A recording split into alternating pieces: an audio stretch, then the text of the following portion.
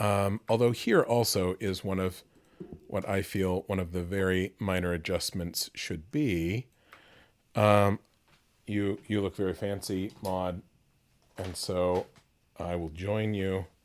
It's a great shirt, and I told her it was a great shirt, and that's actually from her clothing line. It's Yeah. fantastic. That's one of my what? Oh, you've got that too. Yours are nicer, but mine are here. So Amazing. so yeah, let's talk Let's talk. I about. read it again. Oh, Yeah. you warm my bitter old heart. It's just so refreshingly different, pace-wise, tonally, the language, the exploration, the kind of like disregard of structure and That's very kind of you to view that as a positive, given that I just don't seem to be able to understand how traditional plotting works. but you've demonstrated that you do in a way. Like there's definitely your first, second, and third acts in the books, but this one's just so lovely. It's like a day in the life, but it's not. It's not voyeuristic. It's intrinsic. It's like going inside the brain, if that makes sense. It does, and I think what's interesting to me is just to really underline that I'm not. This is not like false Midwestern modesty, of which, yeah, fair. I am occasionally guilty of that. But when I say I don't understand plot, I mean to really make it clear. When you said, "Oh no, you've got first, second, third act," I'm like, really? I could not with a gun to my head explain to you 3-act structure, or even 5-act structure. And I studied Shakespeare for 2 semesters, Yeah. but it's mostly that I'm going to do this here. There. Nope, wrong way. There. It's just that I think that my brain, for all that I've read, whatever it is I absorbed, like traditional plot structures do not seem to stick in there. Or the way that I tell a story or what I focus on in a story just tends to be very different. So, but that said, I'm glad that you like it. I was surprised that people liked it. I finished it and went, well, this is going to live in a trunk. And then it didn't. And it's a treat. And I'm glad that people like it. I like it. And it was fun to write, and it was fun to kind of play with. And I don't know if I could ever do anything like it again. But so we could I'm also trying to like consciously ratchet down because I've been talking for 7 hours straight. And 10 espresso shots, I read. Well, I mean, Yeah. that's probably this is the 10th one right here. But Okay. so now what I need to stop doing is filling all the air myself and say, thank you for showing up, Maude. And this is a treat. Everybody, Maude and I have been talking about doing a discussion of Slow Regard for some time now, especially in relation to, I have a friend who read it, who had never read it before, and then said, hey, I'm curious about something. I read this. Can I talk to you about it? And then we hopped on a Zoom call, and they're like, this book made me angrier than anything I'd ever read. And I'm like, whoa, talk about that. What's going on? And raised a few points that I had honestly never considered. Mm-hmm. Or if I had considered them, it was back in the very tight time frame of like 3 weeks, 4 weeks of beta reading and revising. And so I could have thought about it, considered it, made some adjustments, and then forgot that that was part of my process, given that it was like 7 or 8 years ago. So there's that issue, which I'm very interested to discuss, as well as anything that you want to bring up yourself. But before we yeah. but before I we could do do that, so much of that. could you I'm assuming that most of my chat knows who you are, but maybe not all of them know who you are. Would you mind doing a brief intro for yourself? Sure can. Yeah. And never assume, because it makes an ass out of you and me.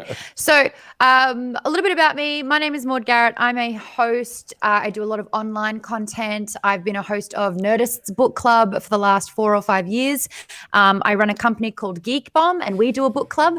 The very first iteration of that book club was back in 2014, where I basically just wanted to not only read all the fantasy that I could, but I wanted to chat to the authors about the fantasy and get in their brain. But like even further than that, I wanted to connect to the authors with the fans at the same time. So we had this like amazing little show where we got to talk a lot. And Patrick, you and I are supposed to talk for about 45 minutes, and it went for about an hour and a half. And I actually ended up watching that back a little bit, 7 years later, when for Nerdist Book Club, I just lost my light. We did, I convinced them to do it. We actually did a vote online, and it won by something like 70%. Name of the Wind. And I've got this awesome edition from Nerdist because of it. And then I was like, we do the after show on Geek Bomb. I'm just going to see if Pat wants to chat about the book again. And we ended up having another really amazing discussion about the book. And something came up where you were like, we talked about the slow regard of silent things. And you were like, I just got this feedback that completely blew my mind. It was not what I'd expected at all.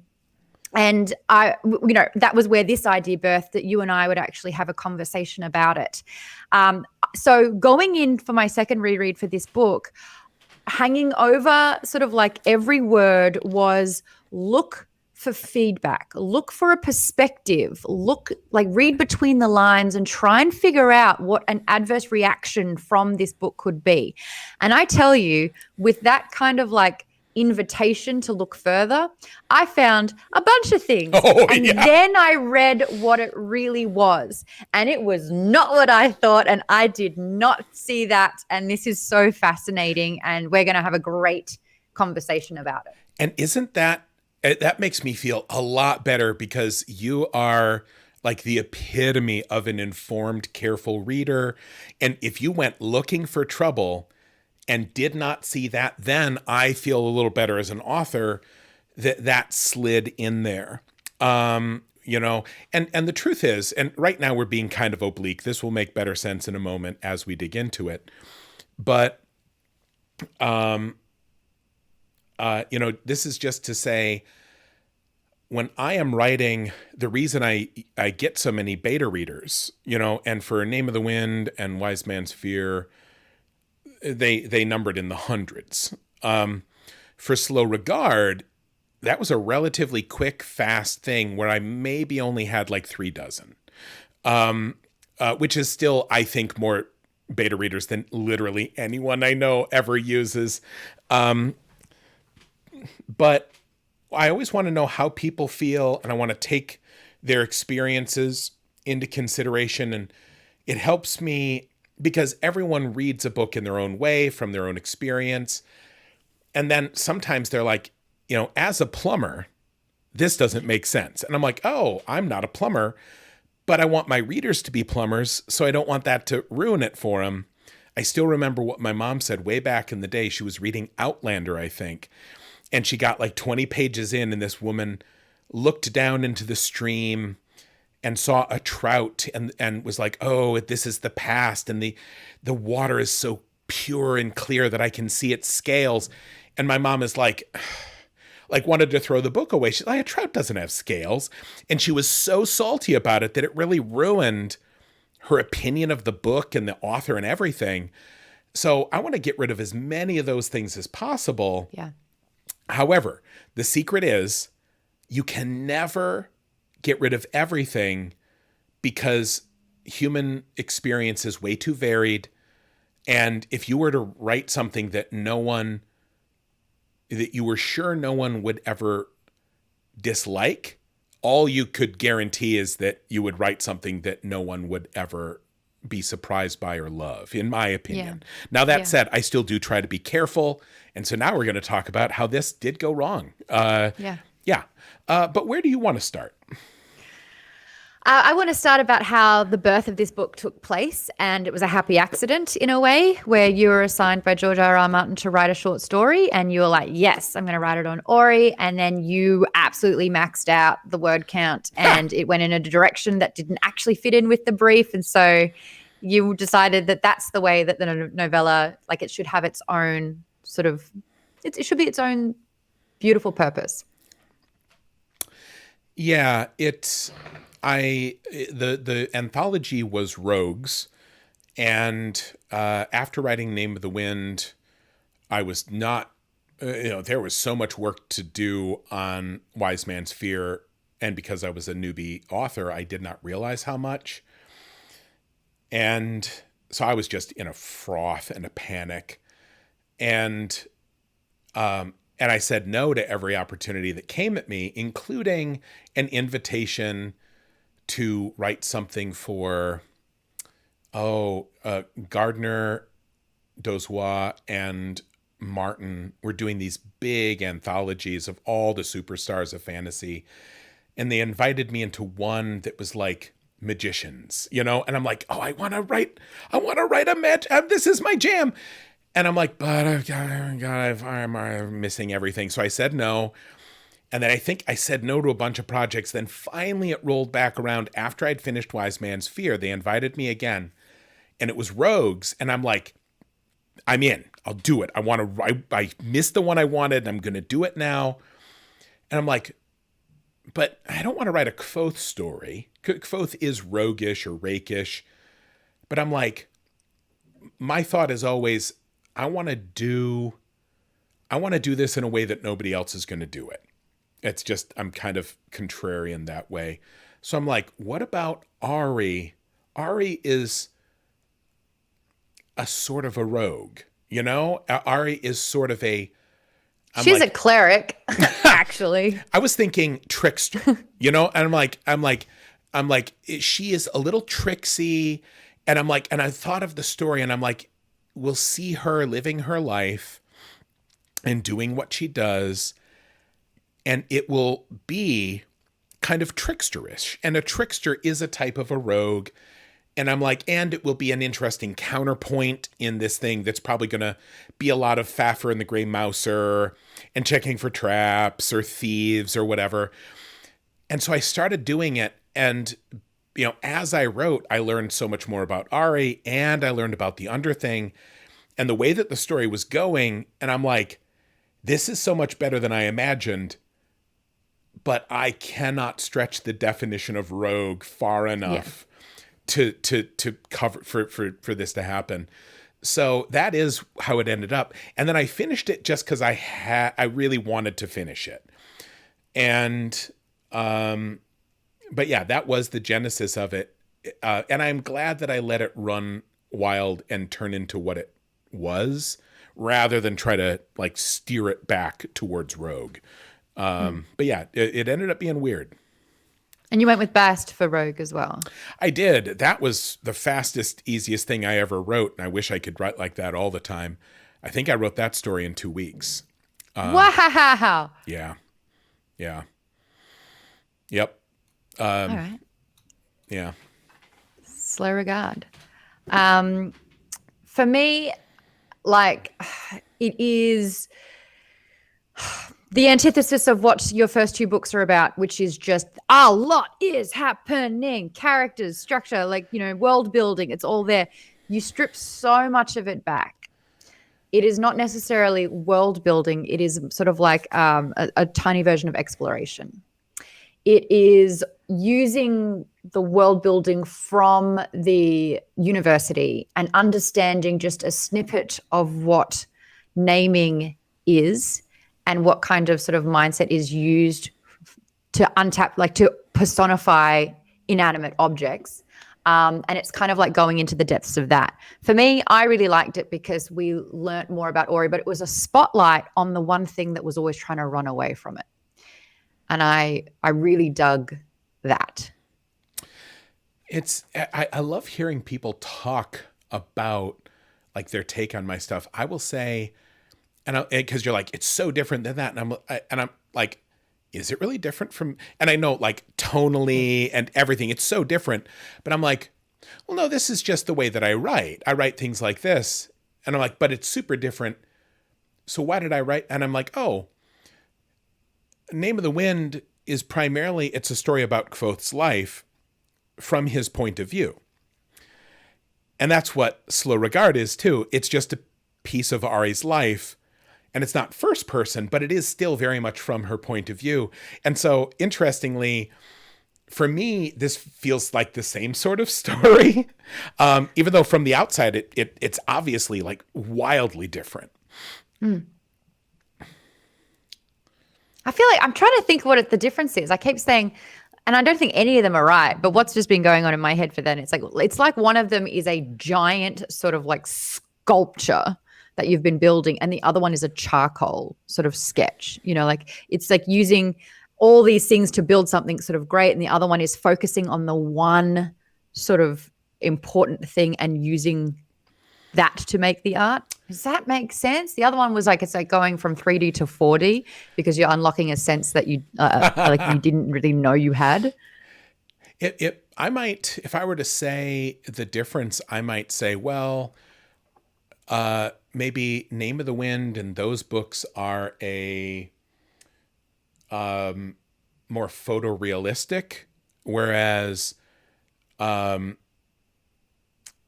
Slow Regard might be more of an impressionist painting, except that's, I mean, that is sort of emotionally true, although I could quibble with that to the day's end. It's, it also, I struggled with the fact that it wasn't first person, although it felt very first person to me. Yeah. So I suppose it was limited omniscient, is technically what it was. Limited omniscient third person. Because you always saw all of it is about what Auri thinks and feels. Yeah. Yeah. And I think that that's like the amazing part of the book, because you really start to learn how, like, what her thought process is. And it's just so, what I thought, and I think you and I kind of discussed this before, where Auri's so pure and gentle and, has just such depth, but such a, like, original way of thinking. And you kind of learn a little bit more about that. It's not an origin story. It's just an observation of 7 days. And I thought that was really clever as well. I knew ultimately that what it was is sort of it's a vignette, it is a brief character study, which I desperately tried to give a little, I mean, honestly, realistically, I probably write nothing but a series of vignettes that I desperately try to make look like other things. Okay. You mentioned that you found some things in there where you're like, oh, well, this could be a problem. Ooh, this could be a problem. Could you tell me some of those? What did you find? Sure can. I just want to highlight Turbo Hoodie's origin story. Yeah. It's so good. Don't encourage him. No, puns are life. They're so good. So one of the things that I thought it could be was OCD.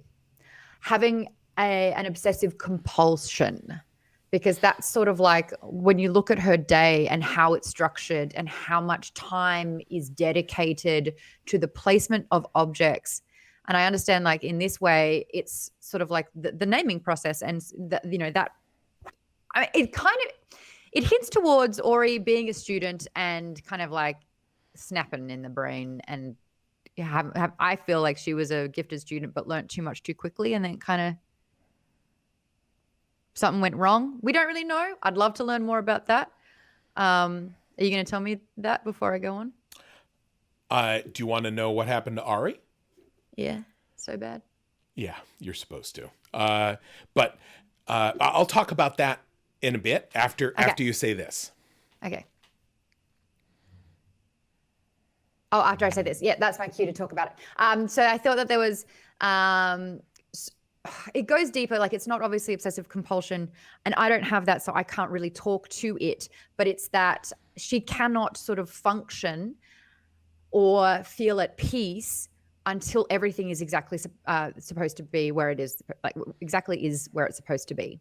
And so that's one thing that I thought. I thought people could look at this and just say that maybe it's making light of having an obsessive compulsive mindset. But then you kind of learn that it goes to the fact that she's almost communicating or, recognizing a wavelength between these objects. And I really liked the personification of the objects. Like, it's not just, a candlestick or a piece of lavender. The descriptive words behind it makes it so much more than that. So another thing that I thought of is that this is sort of like a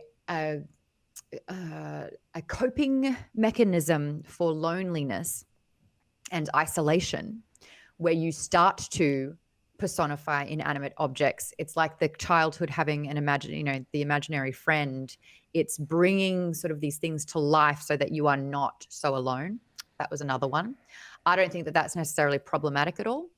And another one that I thought was, it actually kind of shone light on, especially it being a day in the life of, I thought it was almost shining light on homelessness and it breaking down the stigma of the bad rap that a lot of homeless people get. But instead it being like, I have an incredibly busy day. I have so much that goes into my day. And I am very resourceful. I have a built of sort of a place that I think I'm safe in and that it's happy, but I have to walk all the way over here to pick up that one particular thing, to go all the way over there to make that other thing. And I need soap because I've run out of the one resource. And I thought, that this was showing someone who's incredibly productive, resourceful, has found a way to survive and continue, and almost turning that into thriving from time to time, even though she has down days. And I read someone in the comments saying, yeah, when she couldn't get out of bed, relatable. Yeah. So there's sort of like my things that I got from it this time around. That's interesting. I love the thought of, and I think it's a very fair read to like, you could read this, and I hate to use this terminology, although I did get a literature degree, through the lens of homelessness. I think that's a very legitimate read. And I will say, in response to you mentioning the OCD, what I'll say is, I wanted to. Do you want to know this before we move on to sort of the one? I want to know everything. So here it is. Boy, how far back do I start? The Pat Rothfuss story. I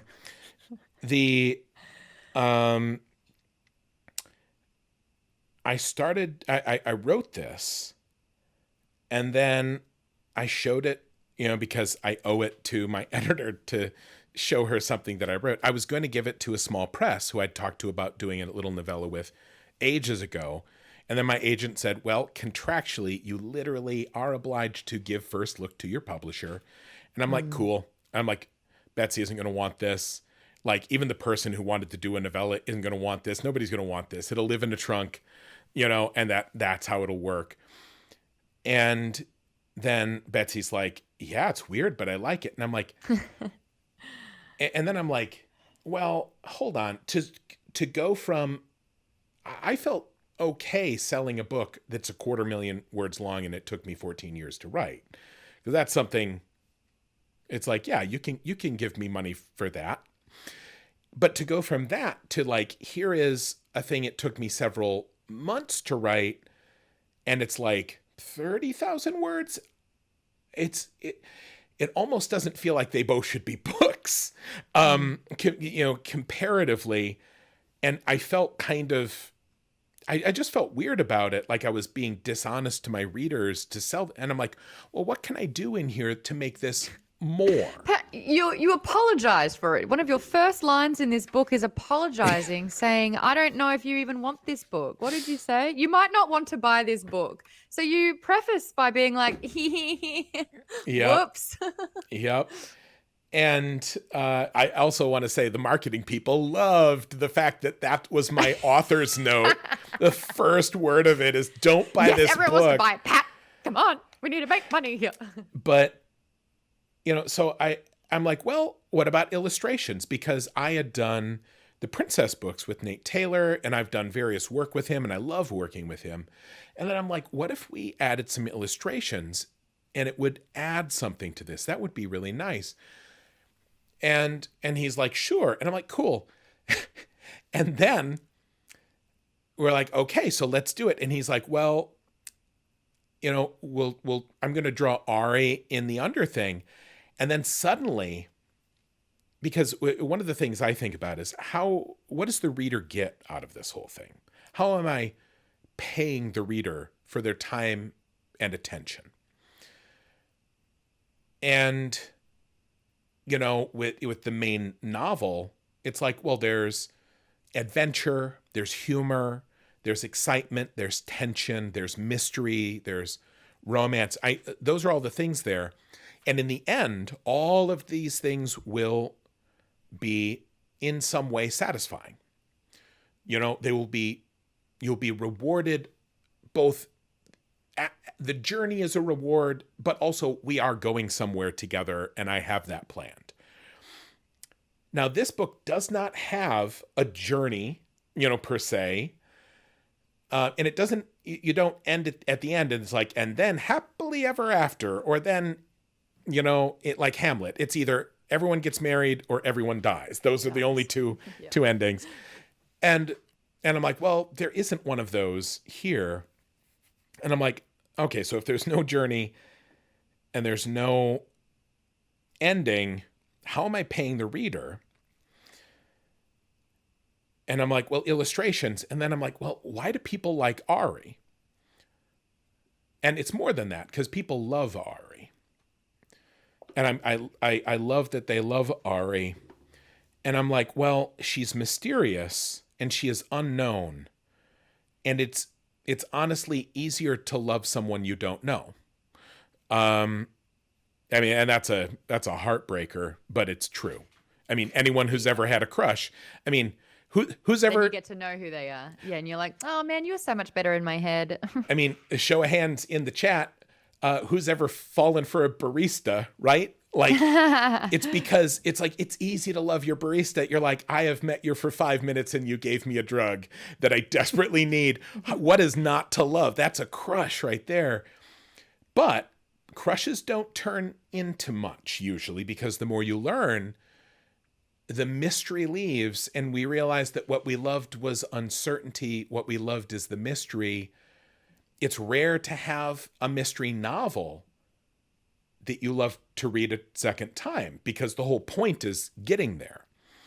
Or the whole point is figuring out the truth. And then once that happens, it's just an empty sack. Now, there are exceptions, like The Sixth Sense is a mystery, but then later you watch it and you're like, I get to see so much more now that I know the end of the mystery. But that's a very particular sort of story.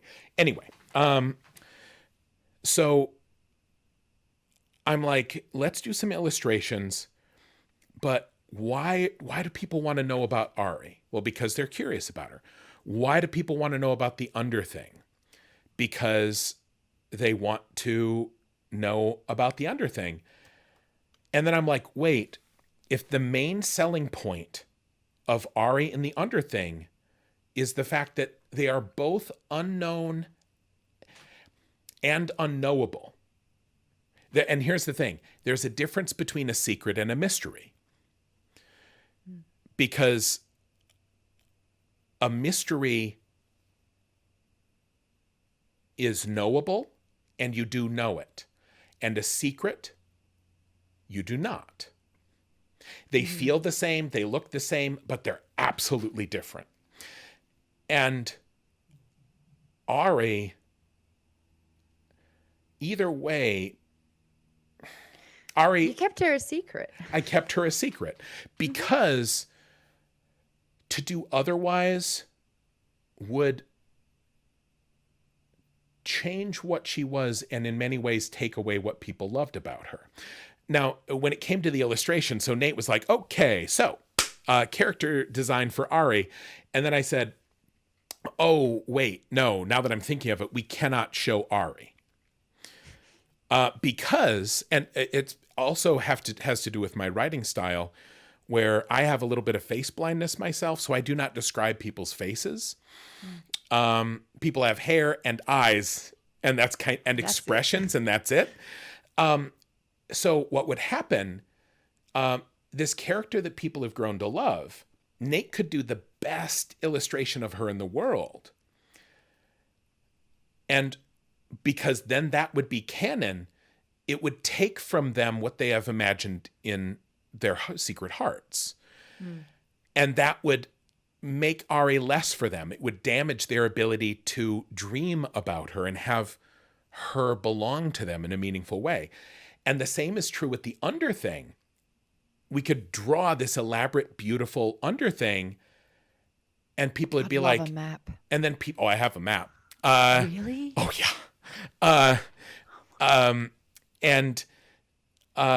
But people would look at the underthing and say, oh, well, that's cool. But I imagined it sort of like the old abandoned copper mine up in the UP where I dug around as a kid. Or, ooh, I always thought of it as a Victorian sewer. And so here's how, and then Nate's like, if I can't draw her or her surroundings, what the hell am I going to do?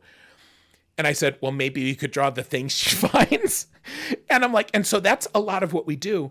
But our compromise was, and this was a groundbreaker for me, for Auri, we draw her in her iconography. She is slender.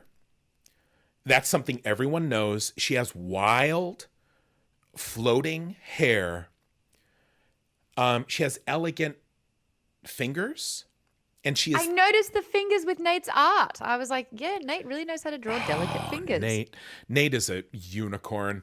Every time, and no offense to all the other illustrators I've worked with, but every time I work with another illustrator and then I go back to Nate, and I'm like, oh, I just want to do everything with Nate.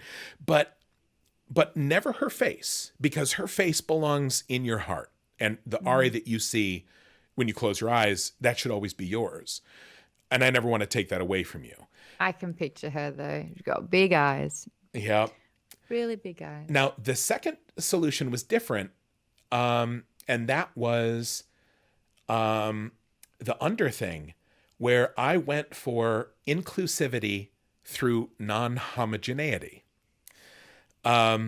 which is the way I've thought of it, because I had to describe to people why I was doing it this way.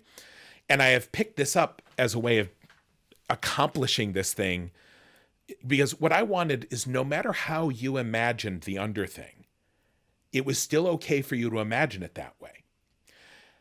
And so what that means is, if all of the illustrations showed a Victorian sewer, then you would be like, well, I guess I was wrong. And then you feel bad, and that sucks.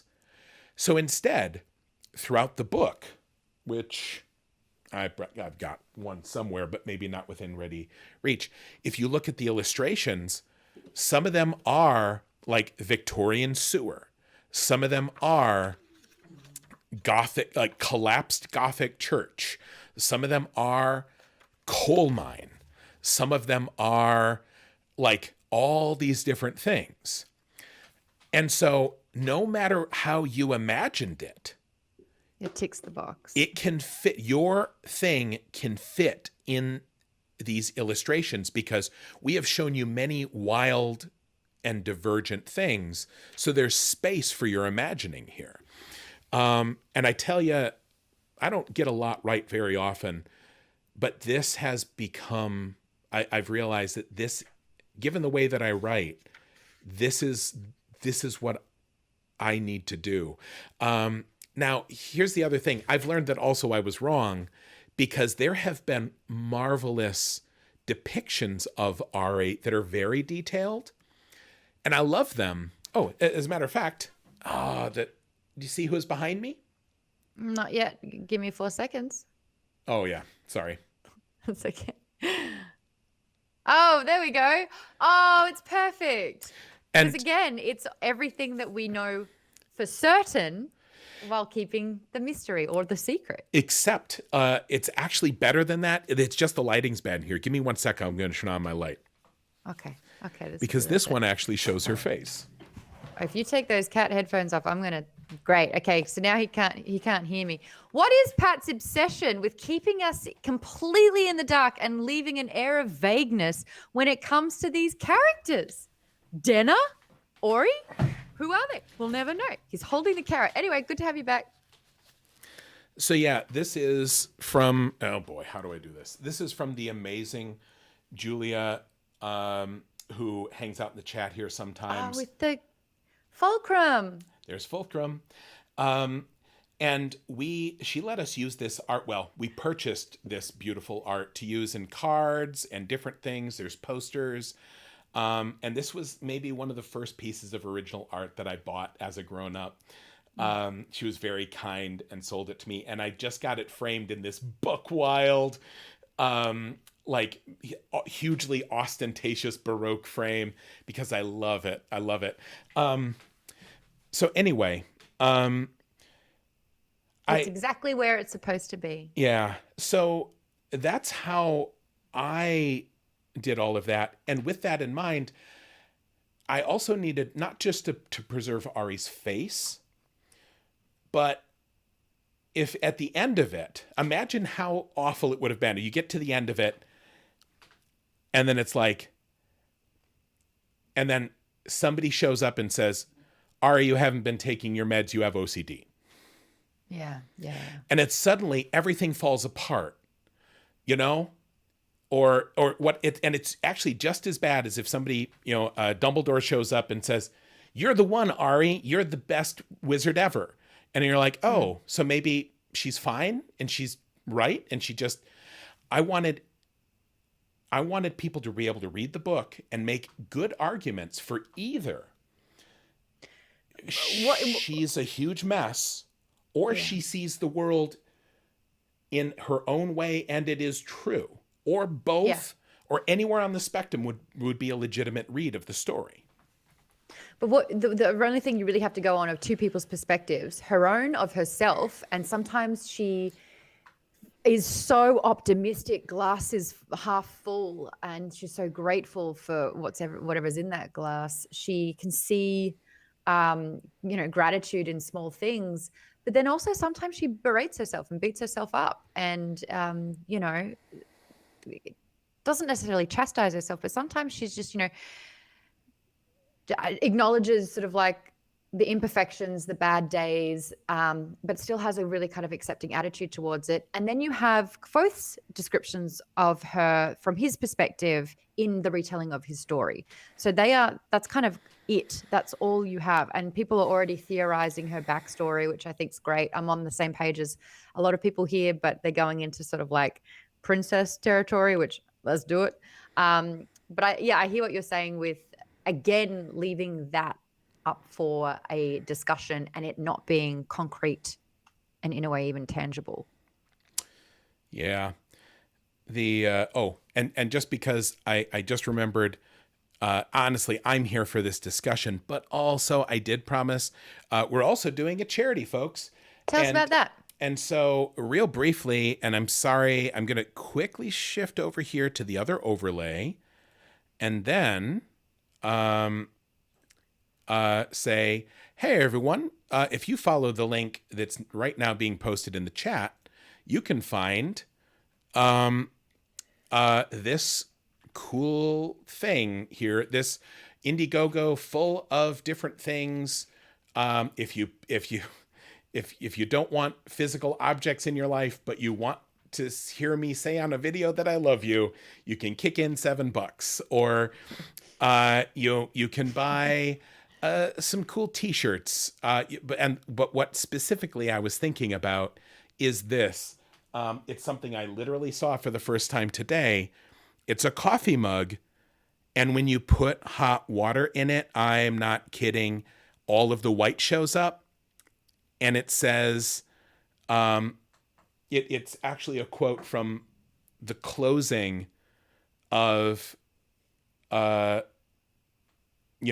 I wrote as the afterword in the book. It says, but anyway, so this is, it's a cool mug. There's some Auri stuff here. Also, way down, if we keep scrolling, there's books and everything. But if you keep scrolling, there's games and more games, a bento box, there's Jim Butcher stuff. But also here, there's Mark Simonetti prints. And one of these is from the French special edition of the book. Whoopsie, I went in to try to buy it. But in there, it's his color rendition of what he feels the Underthing looks like. With a very light touch of art direction from yours truly, me. And that was in the 10th anniversary of the French edition of the book. So there's a bunch of cool things over here. All of the money, if you put it in here, it goes to support World Builders and helps World Builders keep doing what World Builders does, which is do charity.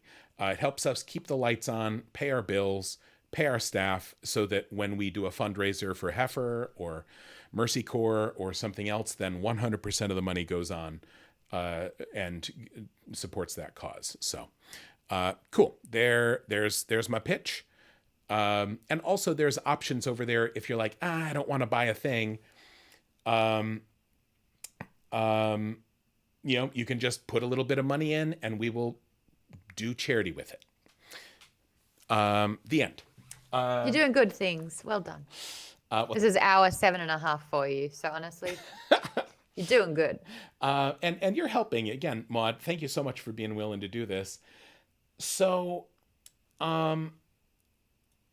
let's hit. Oh, also, just so I can pace myself, I got a little wordy before. Do you have a hard out at the top of the hour? Nah.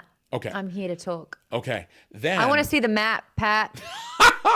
I mean, I don't have it handy, but when I am clearing out my previous office, I will set that map aside and I will take a picture of it and I will send it to you. Thank you. So I've just got, you know what? I'm having this is what my brain does for people that want to know who's Maude. This is what's inside my mind.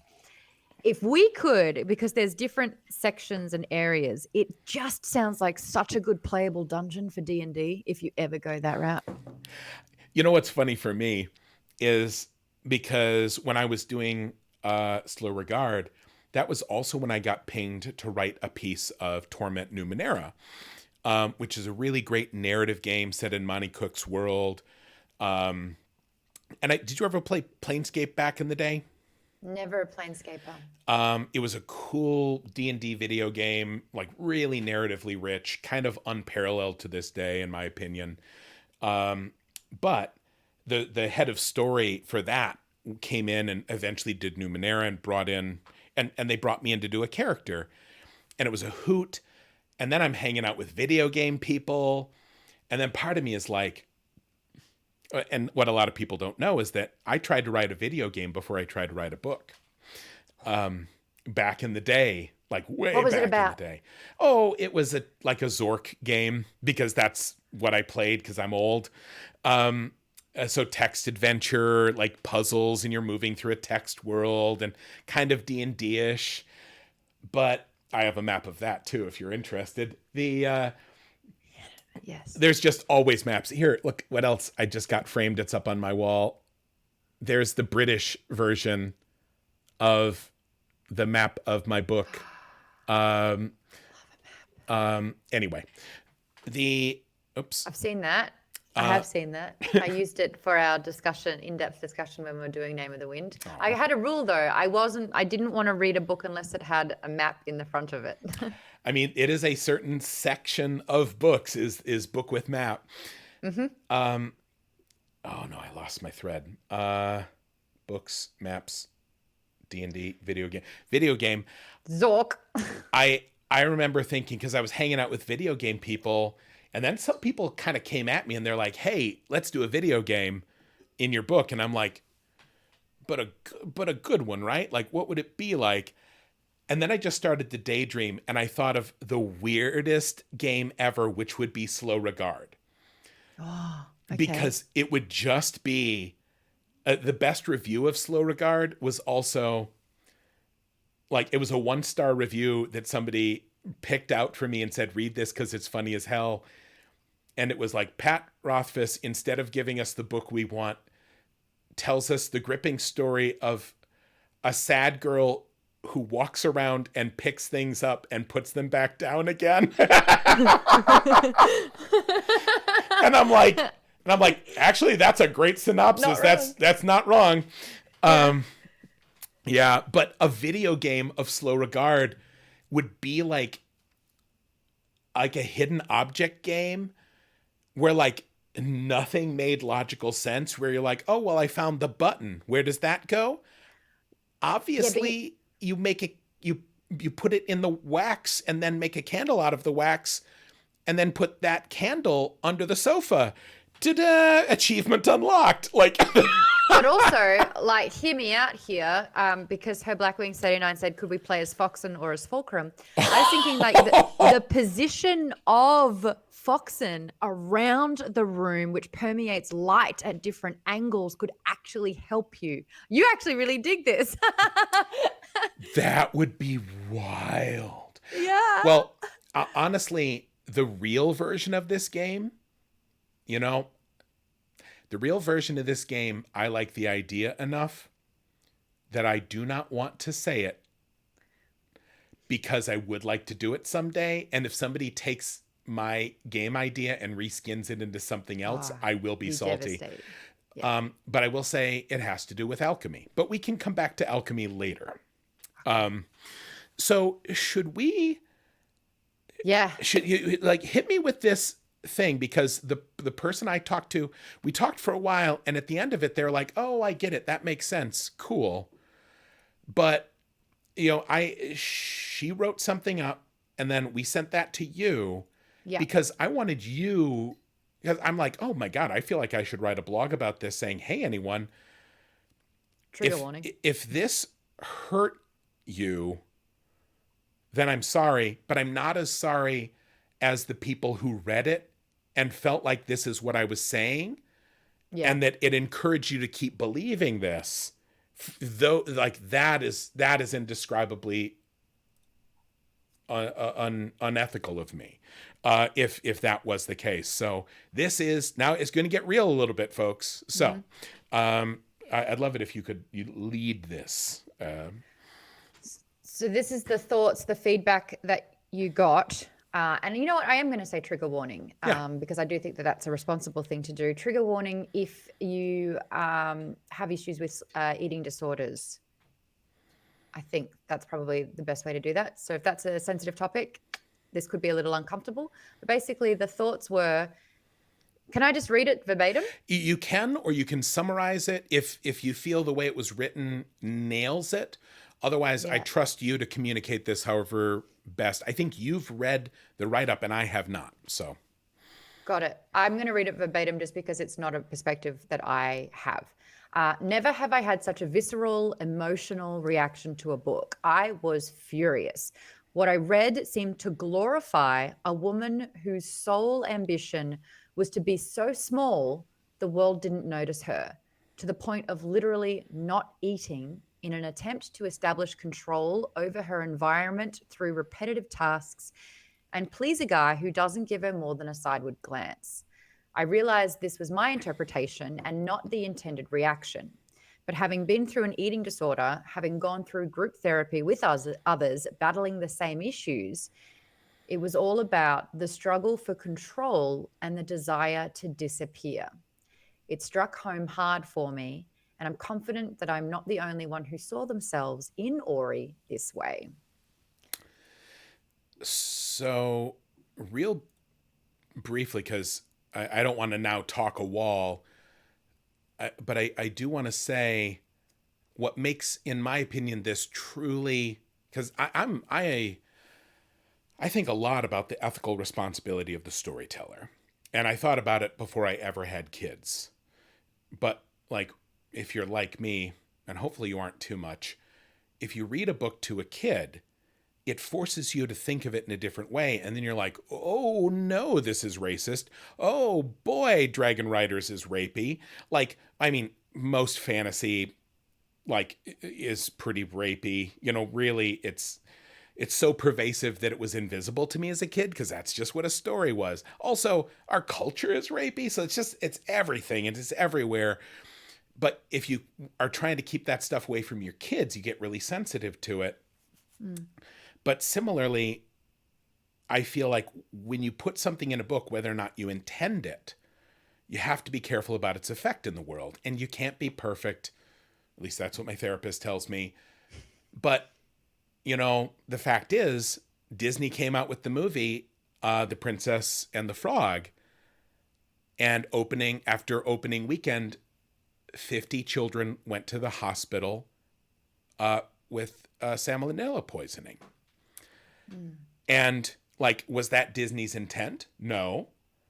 But Disney, like, sent 50 kids to the hospital with salmonella poisoning because they told a story, and its direct effect was that kids went and put their mouths on a frog, and and I tell you, more than 50 did, because only the 50 that got into a hospital are the ones we know about.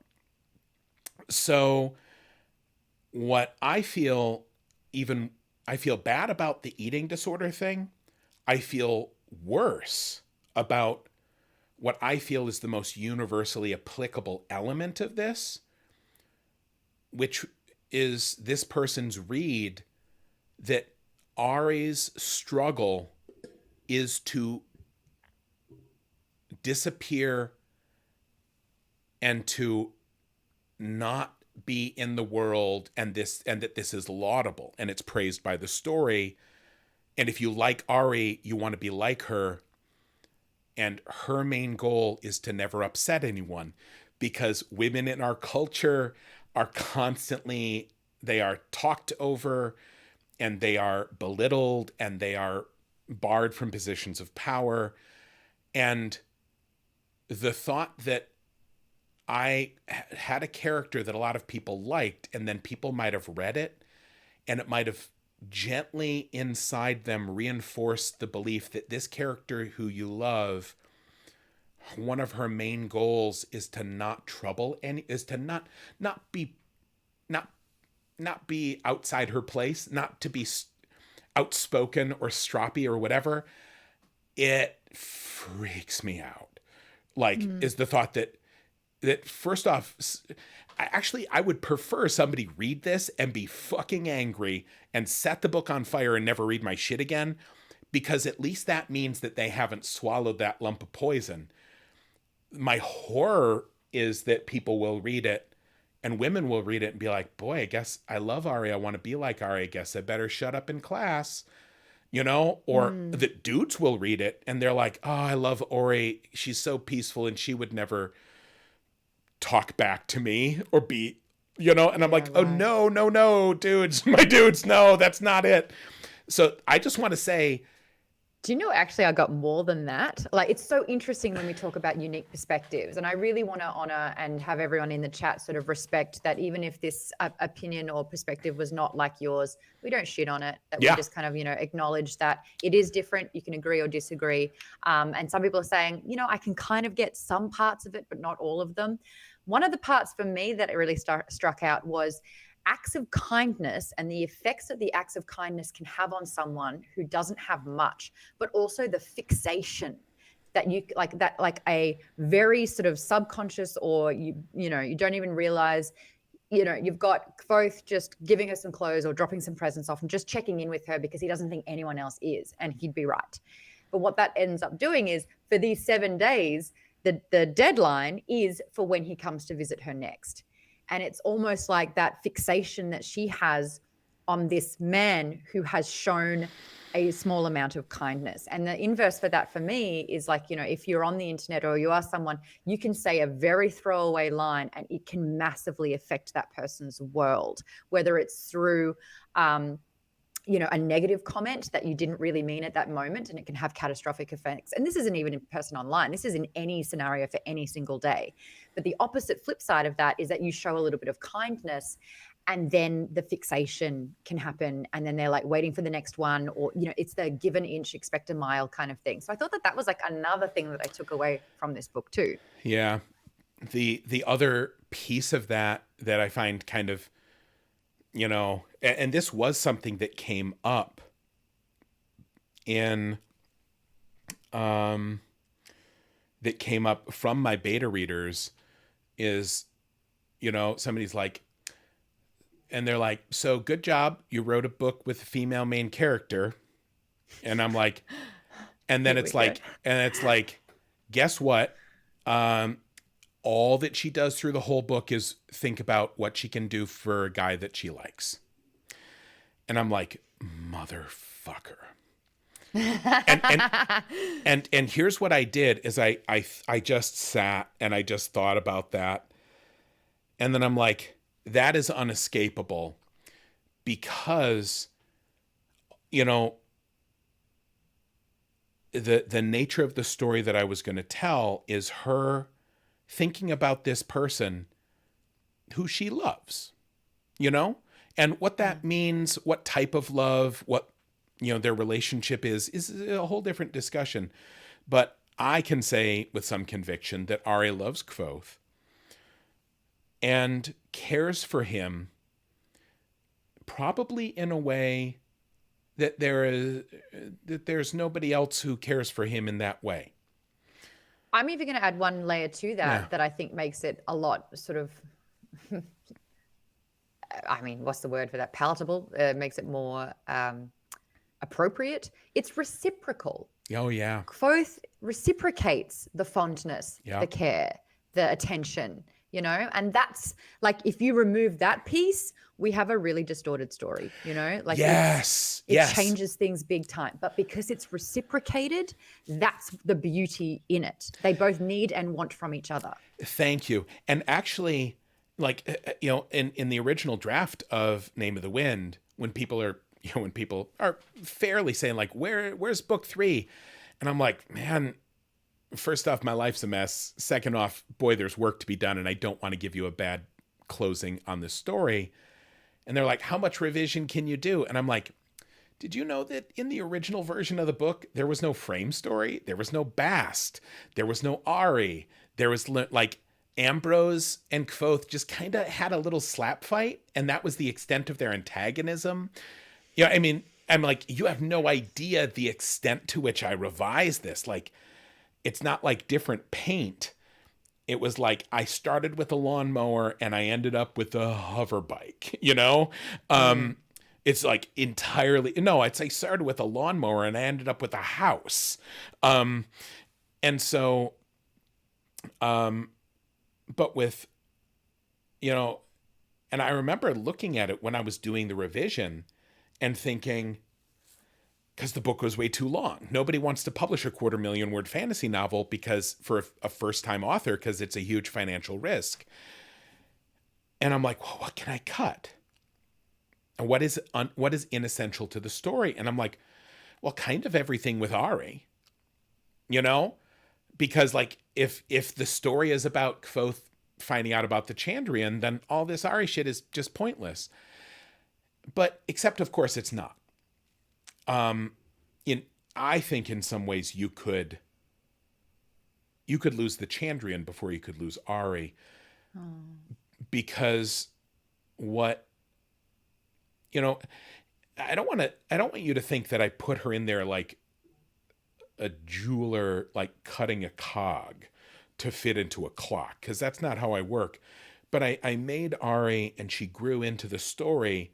And then later when I'm like, oh my God, did I just put something in here that makes the book longer to no purpose? What it is that Kvothe, a lot of people help Kvothe. And that's fair because his position He is very disadvantaged in a lot of ways. Low socio. But he's also charismatic as. Oh, he's charismatic. He is a even though he's like 16 in Name of the Wind, he's kind of a 20-something white dude. Like reeks of confidence and self-assurance. He's got a podcast. Oh fuck! Quoth has a he has a podcast and his SoundCloud as well. Oh no! Sorry. No, that's a perfect description of. He's who already Quoth asked me to be a is. guest on episode 2. Yep. But and all of his friends help him, and and like people lend him money and people lend their support, and in some ways that's just the nature of this sort of story. But also, if you're going to view this as being in a real world, all Quoth does is take from these people. Why? Why is that okay? No, it's not that he's taking. It's that people see him as a good investment. They're willing to give. And that is true, and that's real. But also, I'm like, what's the worst read I can make on this? Because, as a recovering 20-something white dude, I moved through the world knowing that it was for me, and if anything ever went wrong, someone would help me. Why? Yeah. Because like literally the world is made for me. And thinking about Quoth in that world, it seemed like I was promoting it through this story. And I kind of wanted to mitigate that as much as I could, even though a lot of the pieces of it, if I moved them, the story broke. Or it couldn't be realistic in the same way. But what happened is, people help Quoth partly because they like him. I think also it's partly because people are good and they want to help. But also what happens is Quoth, there's one person in the book who's worse off than Quoth. And it's Auri. And Quoth can be hard for people to love because he is confident to the point of arrogance. He is self-absorbed. There's a lot in him that can be charming or really repulsive depending on what your life experience has been. However, Auri's pretty great. And if Auri likes him, then you can have an excuse to like him, even if you aren't fucking into precious white dudes, who are very smart and charismatic. But also, and most importantly, even though he knows, he cannot buy a shirt, even though he, might not get to pay his tuition, even though, Quoth is struggling in the way that only a kind of privileged person can struggle, he buys Auri salt and food, and he never quibbles or thinks about it at all. And that means that he isn't as self-centered as he could be. And that makes him forgivable. And that makes him okay. In my opinion, that's the mechanistic way that I know that Auri is important in the story. There's many other ephemeral ways that I know that she's important. I have a couple of questions. So to recap for those people just joining, we're saying in a way that Auri liking and accepting Quoth makes him likable. She basically gives permission for the author and to reinstate liking Quoth. And that it is statistically kind of acknowledged that those that have less give more. They are more likely to be generous. And we're seeing that sort of... Oh, yeah, Yeah, and that's what Quoth is doing because he's been rock bottom. He lived on the streets. He knows that feeling. And I think that anytime you have more than nothing, it means that you can share it. And I thought that was really cool. Another thing that I want to ask, though, because we're talking about the point and purpose of Auri in the books, is she the personification of consequence with studies at a university? That one I'll answer that if you like. Now, is she an archetype or a stand-in or some sort of thing?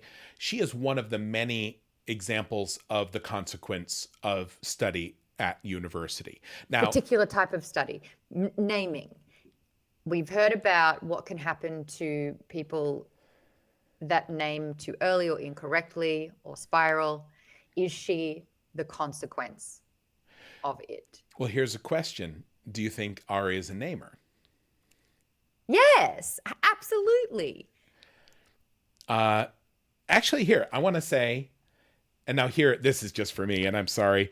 I'm going to do this, though. I'm going to, first off, I think we might still be at a, I'm going to Can she only be one, though? We know that she's, Lightblader, I'm going off what Lightblader is saying here, an alchemist. We know that she's worked in the fishery. She's comfortable creating. She's brilliant at maths. What are you up to? I'm making a poll because I want to take a poll of everyone here. Okay. Is she a namer? I think so. I think that she excelled and was brilliant at school. But I think that, like Elodin, she just slipped. It's like diving into a shallow creek and never being able to walk again. What is Auri first and foremost? I did a not. namer, an alchemist, or an artist. See, I didn't even do a funny option because I wanted some actual data here. I want people to tell me what they think Auri is. Well, if we look at the book, there's evidence that she's all of them. Again, but you got it first and foremost. You do know the answer. Oh, I know the answer. Okay. Now I'll vote. So I'm going to, while people are voting, I'm going to quick grab my copy. Okay, you do that. I'll talk people through why I think it's namer. I think this is why she can communicate with, or, feel or understand or acknowledge objects. I think that she can communicate on a particular level because of naming. When you give it a name, you give it a thing. And a part of naming, I guess, is placement for her. Like when you know the name, you understand it, you can feel it, you can control it, you can, I guess it's like she opens like a form of communication. And so I think that the naming has gone to a point for her where she understood, like I said, it's like, if Kinkala Chronicles is 3D, this book is 4D because it untaps sort of like a sensory thing that we haven't acknowledged yet. I think it's naming. I'd love to hear from chat why you think Alchemist could be the second highest with 58 votes, Namers at 90. Artificer, we know that she did that. We know that she's gone into the fishery, that she, I think that maybe Foxen is something that she made in the fishery. And that's why they have this relationship, that it actually is almost like an animated sort of light that she gave life to. I want to know what her original, I've got so many questions and I can do this now that Pat's not here. This is my stream now. I want to know what Auri's name was before Kvothe named her. Because it feels like that name gave her life. It's almost like it was the cure to, and I don't want to use depression, but it was like she was in a very sort of dark place and that gave her purpose and light from within when he named her. Foxen would be a personification of the ever-burning lamp. That's what I'm thinking. Like but it has to rejuvenate. It has to recharge from time to time. I feel like Pat's going to ask if you played this game. I've seen him play a little bit of. She's a shaper. Oh, that's interesting. Is that why when Kvothe named her, it meant so much? I think it kind of like instilled a new form of life within her. And maybe because of that, because he gave and she received, that's why there's sort of like such a deep connection between the two. I think it really.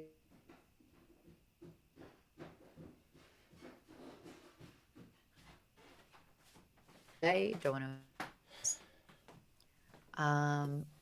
Someone else is going on the princess narrative. Oh, you're back. Hey, Sorry for the delay there. There was we a were just having a package. chat ski. There was a package from Nate Taylor Oh, because Nate is going to be donating in the past for some of these fundraisers. He's done remarks in some of the books that we have. And I thought that it was in the package, so I was going to rip it open and come up and say, hey, look what's going to be in the fundraiser in a day or two. But it was something else in that package, and then I was sad.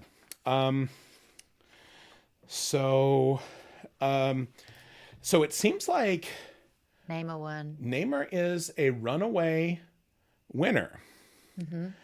And so as sort of somebody who that's obviously your pick as well. Yes. Why do you think that? Okay, so as I was telling, I went on a whole rant, Pat, when you left. Oh, Every time you no. leave, I get to sneak in like all the thoughts that I'll have to catch that when I watch the video on demand. No, you're not. This is like 8 hours, so it's not going to happen. But I think that Auri is a namer first and foremost, which is why she has a deep connection with inanimate objects, that she can feel, listen, communicate, understand on such a deeper level, is because she's been able to sort of like individually name them, or as a namer has a much more thorough understanding of each thing that is in existence. So that's why I think she's a namer. Okay. Now, let me share with you my theory, because here I'm trying to step. Your theory. You I wrote it. have to step carefully here, because again, I don't want to. I don't, if somebody's like, it's like if my kid comes up to me and they're like, I love Thomas the Tank Engine because Thomas is a princess, and I'm like, and if I'm like, no, that's not in the text. I go, show me the word princess or any textual implication of princessness. And all I'm doing is taking something from them that they love. Oh, okay. And so I don't want to do that. But that's not the worst thing from time to have definitive, Yeah, well, but again, what I'll say is a lot of what you are seeing is what I put in to be seen, which that's everything an author wants. And it's the danger of writing the way that I write, which is implicit rather than explicit, is that the theories people make can like grow in different directions. And then if it ends up being over here, then what you want, hopefully you can end up with a Sixth Sense situation where they're like, oh man, or like The Good Place, which we won't talk about because I haven't watched the end of it. I've only watched like most of the second season. But in The Good Place, if you're watching it, you're like, is this? And then when you start learning things, you're like, oh, it fits. Because as long as it fits, hopefully you're okay with sort of what you thought aligning. Like my theory was a good theory, but also now it turns out this is where things are going. So the difference between a lot of these different types of magic that exist in the book, there is effectively, for lack of a better term, like universal field theory. There are certain, like that's the thing that people want to know, like how does gravity and electromagnetic force and magnetism, how that all work? How all those touch each other? Because they all make the world go, but they all seem separate. But are they separate? And someday somebody will be like, oh, they're actually all the same, but we see them like shadows thrown on a wall from different sources of light. Similarly, like you can see in the books that there's, I think, I don't know, 8 or 13 different types of magic, I think, that I've mentioned. And Sigildry and Sympathy are pretty close. Those deal with the application of force. Naming is pretty ephemeral. You know, Eladin talks about that. Alchemy only comes up a little bit. And we glimpse it a little bit with Sim, but also we learn alchemy and we learn about alchemy in a very interesting way, but also in a very in like maybe the if you wanted to study alchemy, reading this book would be the worst way to try to learn it, because ultimately alchemy, for those of you that are interested, alchemy comes from the extracting of principles from objects and instilling them in other objects. So Yes. you could take the drunkenness out of wine. And those things are referred to as factors or principles. So then, for one, you end up with wine. It's like, drink as much as you want. You won't get drunk. Now, some people would say, oh, so you take the alcohol out? No, that's a chemical process. That also would achieve the same thing. This is wine with no drunkenness in it. You would still be under the influence of alcohol. You would not be drunk. And so some of this is simple. Like, you could take the blue out of something. That's alchemical. You could take the burning out of alcohol. And then, so not only do you end up with something that is missing one of it, what is traditionally one of its characteristics, you end up with this unbound principle because it has to go somewhere. And that can cause some trouble. Because like if that burning just gets into something, that could really cause a problem. Like if it gets into your shirt and then your shirt burned like, bourbon, like that would be bad. And again, it's not a chemical thing. This is different. So ultimately, if you read this, you can read this as the story of a young woman who has such a grab bag of neuroatypical things. OCD is the least of it. She's probably aphasic. She's got extreme generalized anxiety. Yeah. She might have manic depression or bipolar 2, or, I mean, there's extensive reflections of trauma all through everything. And again, by trauma, I do not mean big, like post-traumatic stress, although maybe some of that. The worst trauma, as I am now learning, I didn't know it when I wrote this book, the worst trauma is actually a series of small traumas. It's sort of like how you carve a statue is through a series of small, precise hammer blows, and then things fracture. So absolutely, Auri is dealing with a bunch of that. Or this is the story of someone who has actually sees the world perfectly and truly in a way that is different from everyone else and sees things that no one else can see but are really there. And she sees it to the extent that she has trouble understanding other people's perspective because they are so different. So hers isn't wrong by any stretch. And I never thought, like, I never saw it like that. I think it's just a completely different thinking pattern. It's access to a part of thinking that, the majority of us will never have.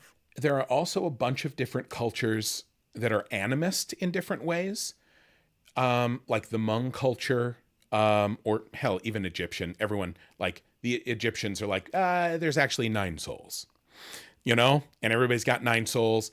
The Hmong believe like everything has soul, but the souls of things are different. And animists in general believe kind of everything is alive. And that's interesting to me because young children, they treat everything like it's alive.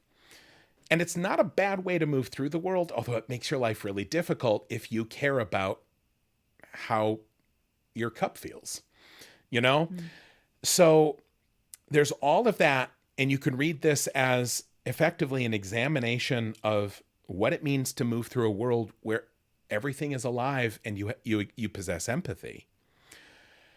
But also you can read this as a text. Like, I could see if this was a book that existed in the world, people who knew a ton about alchemy could read this to get to the next level. She's an alchemist? Because, you know, Say it. all the way through this, who does she refer to when she talks about her teacher? She talks about Mandrag, and he is the master alchemist.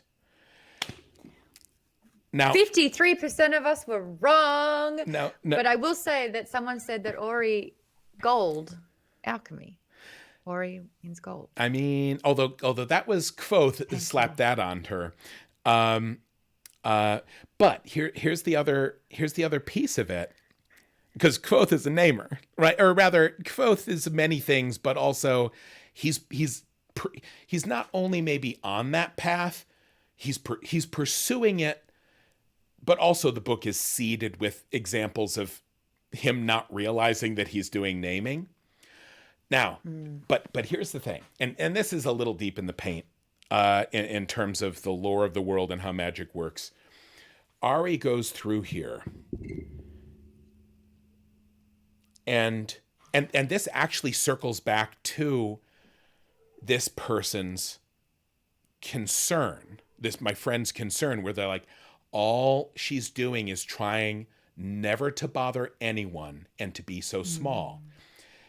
And this is Auri coming to grips with what she knows about alchemy. Because how does sympathy works on Alar, which is force of will. It is strength of belief. But not like, does that work for naming? If it did, Kvothe would be a kick-ass namer. But Eladin is constantly having to do Buddhist deconstruction on him to be like, you don't know how this works. You need to think of it in a different way. You need to, he's trying to take him down this other road, which is almost antithetical from strength of will. Now there's another, and because what does Auri talk about constantly? What is she afraid of doing all the way through the book? And I'm asking you, but also, can anyone in the chat tell me, what is the thing that she actively avoids and feels bad about when she does it? Always. I just read it. What does she feel? There's areas that she avoids. She's very sensory, so there's things that she will not go near or do. Alchemy? No. Yes? She feels bad doing alchemy? And see, if I was smart and if I was prepared, I would already have this section. I would already have it pulled up. Actually, I was gonna look it up. Part? I'm gonna find it in the book because I recently read this to my boys. I did it on a lark, and they fucking loved it. I did not anticipate them liking this book, and they were into it. They loved it, and part of it I think is because their brains are soft, and they were like, oh, but because she's like this and she feels this way, and for them it's like, well, of course, like. When she, spoiler alert, right, when she loses Foxen down in the pipes, my littler boy, we're laying in bed and I'm reading, I say that and he goes, no. And I'm like, and I look at him and he goes, she's had him forever. And I'm like, oh, my sweet boy. I'm like, I didn't know that this worked. I mean, I wanted it to do this, but I didn't anticipate that. So, hold on. Where's my... What is the particular part of it? Because I've got it in front of me. No, that's and okay. think... I've got it here too. Okay. The spectacles are on. We mean business now. Yeah. Um, Are you going to give us a little reading as well when you find it? oh yeah, yeah, I super will. That's the reason I read this to them, because I knew this is nice to read. I wrote it for the ear. Um, um, As, when she's using alchemy. well, it's oh, now see, here we go. There was no soap, of course. That was the first of things that she would set to rights today. She was not vain enough to work her will against the world, but she could use the things the world had given her. Enough for soap. That was allowed. That was within her rights. It wasn't what I was looking for, but it's one of the many little pieces all the way through here.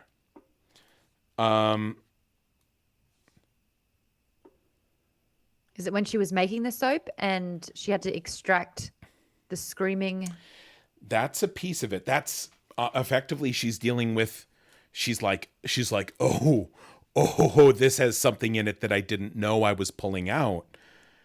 Oh, I'm so glad that this didn't end up in my soap. And then she has to go put it somewhere, because that is a very dangerous unbound principle. And I it's also, I mean, I am just going to say,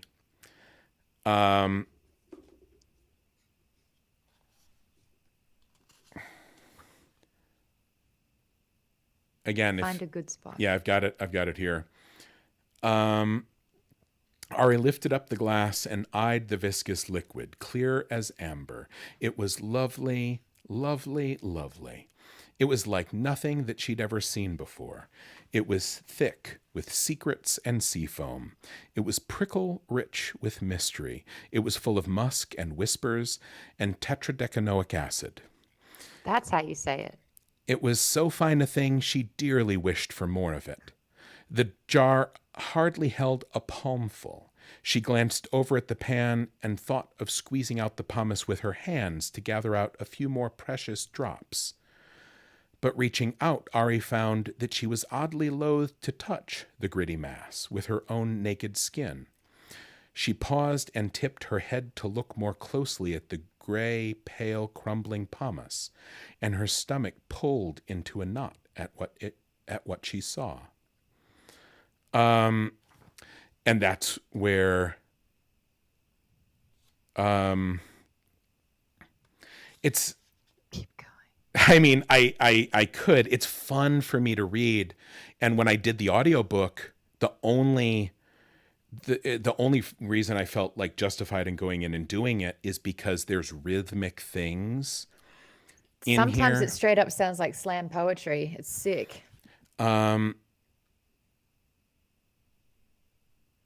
Yeah.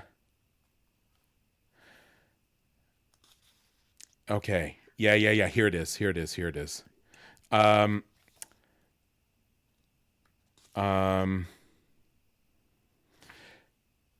It's where she talked about the proper way of acting. And she's like, yes. Okay, here it is.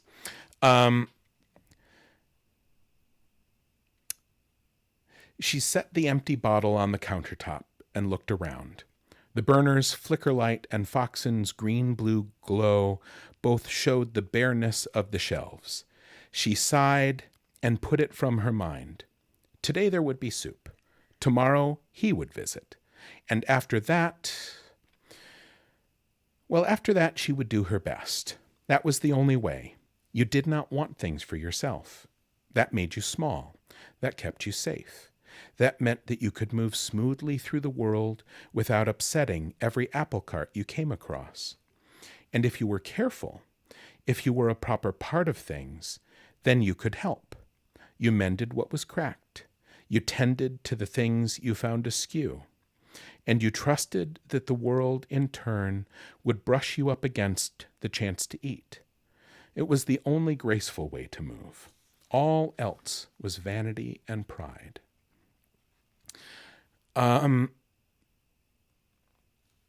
See, and I thought that was the piece, but it's not. It's just her talking about, this is the thing that she's really talking about through everything, is she's like, you do this and you do this and you do this because there is no other way to do it. And then she's like, and then I don't know what happens, but I really hope the world starts to take care of itself because I'm so tired, is effectively what she says. And again, this influences like this bad read, which is like Auri is constantly doing emotional labor for fucking chairs, like literally every physical object in the world influences her. She is destroying herself, being so careful of everything. But ultimately, here's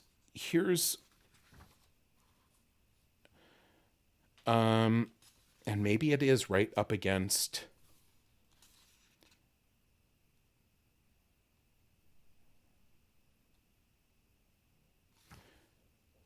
Okay, so here it is. And this is the scene. This is the closer, right?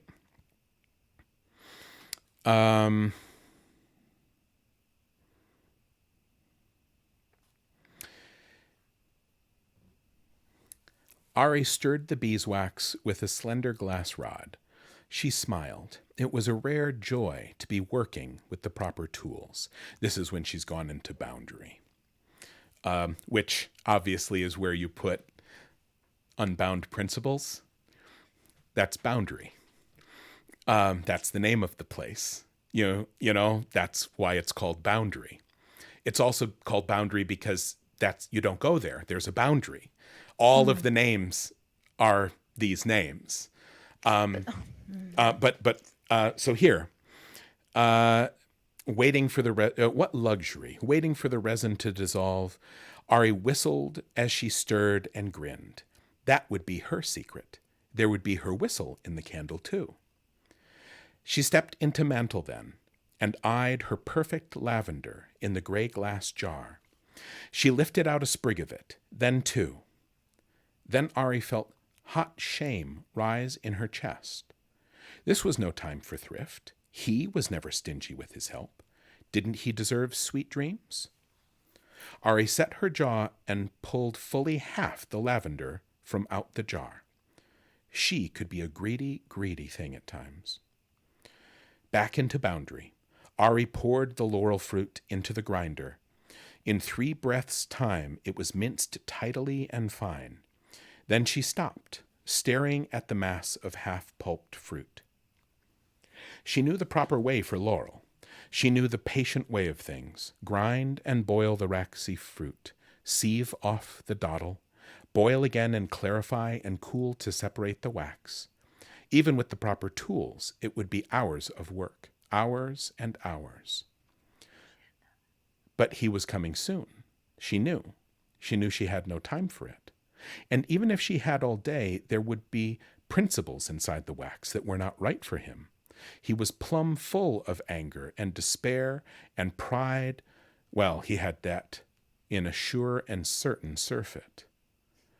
There were ways to factor those things out. She knew them all. She knew the turning circles of the calcinate. She could sublime and draw. She could isolate a non-exclusionary principle as well as any who had ever turned their hand to work the craft. But this was not a time for begging favors from the moon. Not now. She could not rush, and neither could she be delayed. Some things were simply too important. It was just as Mandrag said. 9/10 of alchemy was chemistry, and 9/10 of chemistry was waiting. The other piece, that slender 10th part of a 10th, the heart of alchemy was something Auri had learned long ago. She'd studied it before she came to understand the true shape of the world, before she knew the key to being small. Oh, yes, she'd learned her craft. She knew its hidden roads and secrets, all the subtle, sweet, and coaxing ways that made one skilled within the art. So many different ways. Some folk inscribed, described. There were symbols, signifiers, bine and binding, formulae, machineries of maths. But now she knew much more than that. So much of what she'd thought was truth before was merely tricks. No more than clever ways of speaking to the world. They were a bargaining, a plea, a call, a cry. But underneath there was a secret deep within the hidden heart of things. Mandrake never told her that. She did not think he knew. Auri found that secret for herself. She knew the true shape of the world. All else was shadow and the sound of distant drums. Auri nodded to herself. Her tiny face was grave. She scooped the waxy fine ground fruit into a sieve and set the sieve atop a gather jar. She closed her eyes. She drew her shoulders back. She took a slow and steady breath. There was a tension in the air, a weight, a weight. There was no wind. She did not speak. The world grew stretched and tight. Auri drew a breath and opened up her eyes. Auri was urchin small. Her tiny feet upon the stone were bare. Auri stood, and in the circle of her golden hair she grinned and brought the weight of her desire down full upon the world. And all things shook, and all things knew her will, and all things bent to please her. So here, this is not an act of will. That is not what alchemy, that's not what drives this particular piece of magic. This is desire. It is wanting things. If you have a certain type of mind, merely wanting changes the world. And unfortunately, Auri has learned, in some ways, she has learned this lesson really, really well. She kind of went as far as the local alchemy prof could teach her. And then some things happened. Maybe she figured something out and it changed her. Maybe she changed and... Naming. Well, she did not speak. But do you have to say something to call the wind? I mean, that is a good question. Mm-hmm. But ultimately, and there's like tubes and whatever and materials and whatever. But what Auri is saying is like, oh yeah, you can do this. There's all this, there's the stories of the famous alchemists who, with a candle and half like an eggshell, can make things. And of course, alchemists want all the tubes and coils and Bunsen burners and whatever. It makes things a lot easier. But what is really needed? It is desire. And if you can desire in the right way, your desire bends the world. And unfortunately, Auri knows this. And unfortunately, Auri knows that this can twist things out of their proper shape, especially if you do this selfishly. At least this is how she feels. And honestly, and I'll say this and then I'll stop.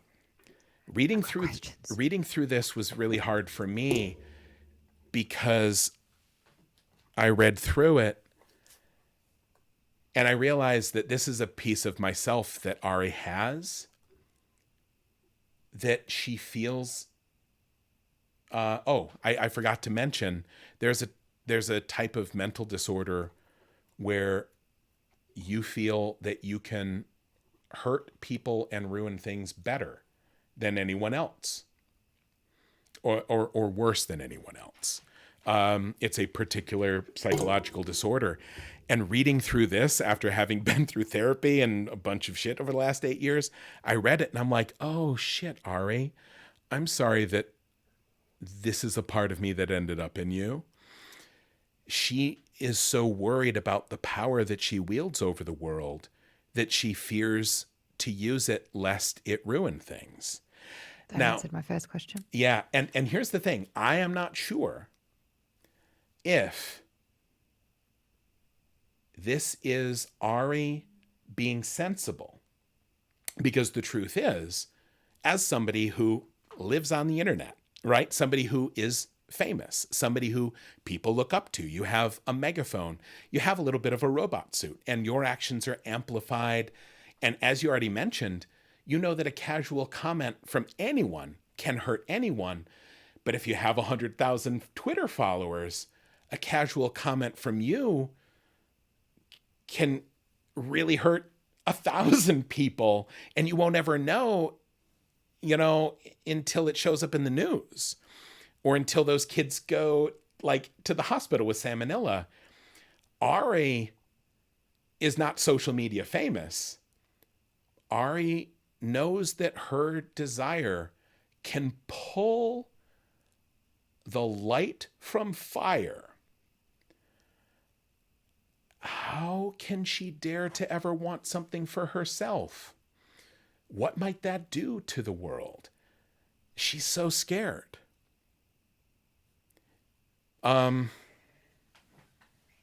So we are talking the difference that we've been discussing. For those that are just joining us, we ran a poll earlier saying what sort of specialty did you think that Auri was primarily studying?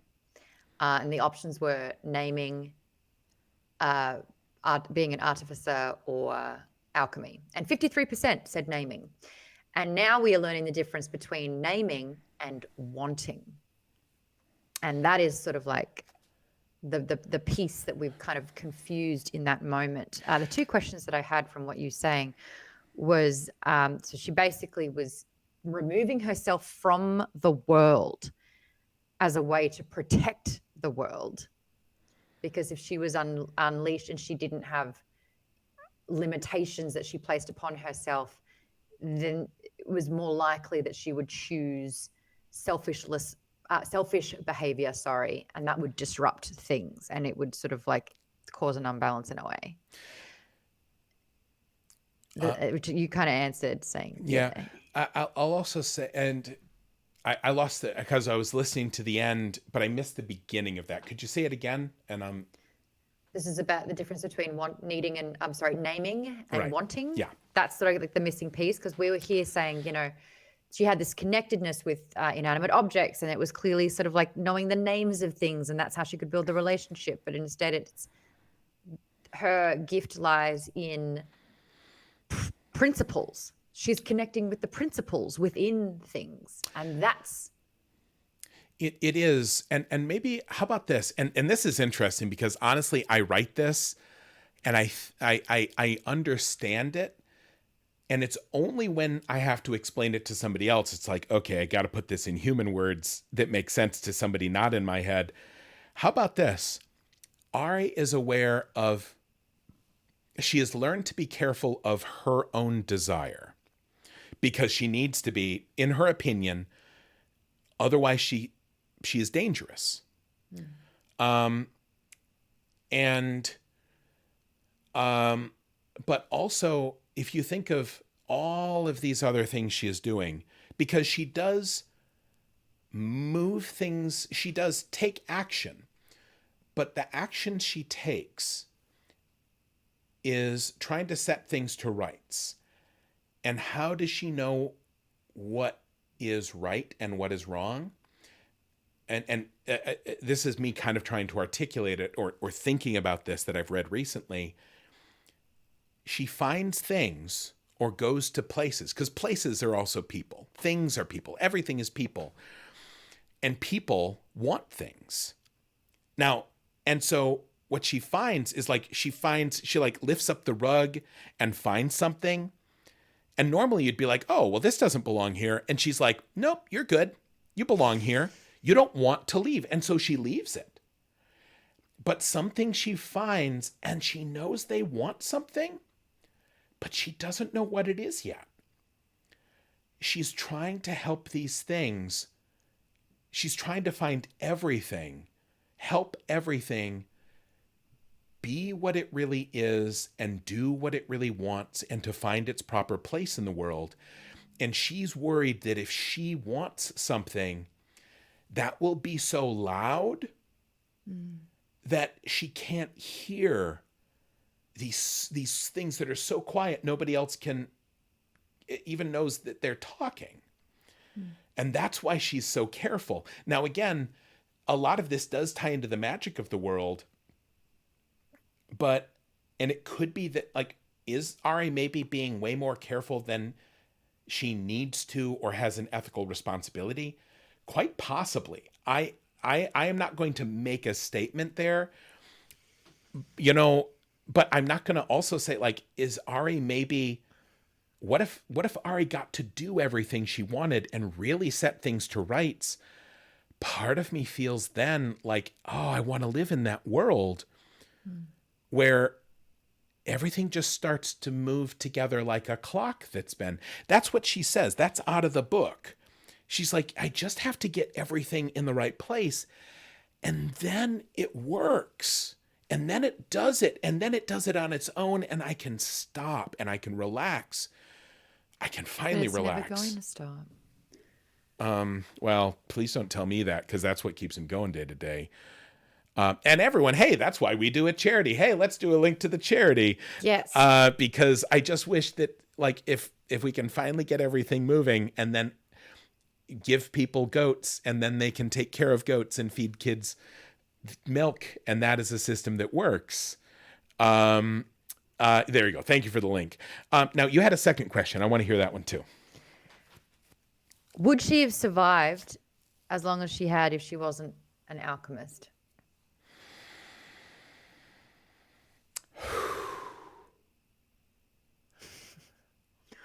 But it's a little bit, that's a bit of a, where does the circle start kind of deal. Because it's like, is she there because she's an alchemist?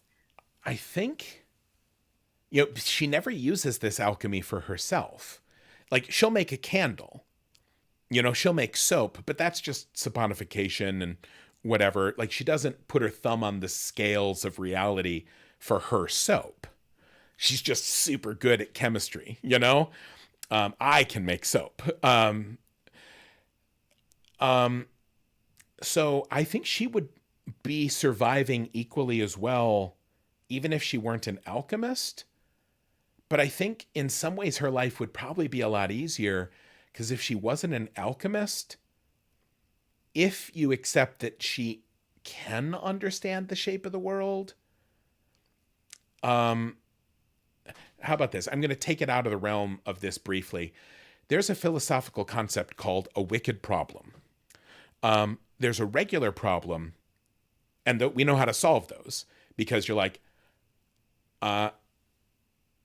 my shoes are too tight. The problem is that my feet hurt, and my feet hurt. What is causing the foot hurt? Shoe too tight. Can you take the shoe off? Yes. But if I put it back on, it's still not good. It's like, well, new shoes? Oh, where shoes? Here shoes. How shoes? Money. Then shoes. Then my feet don't hurt. Problem solved. And that's just a regular problem. And if you think that that's an easy solution, that means that you've had access to money in shoe stores, but also it shows that you know how to think rationally. For a child, that it doesn't fit together. Like, sometimes kids will just do things and it hurts them and they're like, well, this is awful. And you need to say, hey, bunny, stop, do a different thing. We get trained up into these rational processes. And it's the same way that a dog will chew on its own self and hurt itself, because it's not a rational creature. Now, wicked problems are problems that in the framing of them and in attempting to solve them, like, for example, do you open the university during COVID? Because if people come into the university and they sit in classrooms, they're going to get COVID. But if you don't, then the university doesn't make money. And the town, like, employs a lot of university people, and all the pizza shops sell pizza to students. And the effects of this action spread out, where, like, is it worth it to destroy my little college town if the university says, well, we cannot in good conscience risk people potentially dying from COVID because we have reopened the school. And so they say, no school. And then they lose money for a year, but the university is so tight that then it simply cannot employ people, and the university ceases to exist. What is the effect on Stephen's Point? What is the effect on all of the business owners? House, like, property values, all of these things, it might ruin more lives than COVID in this community.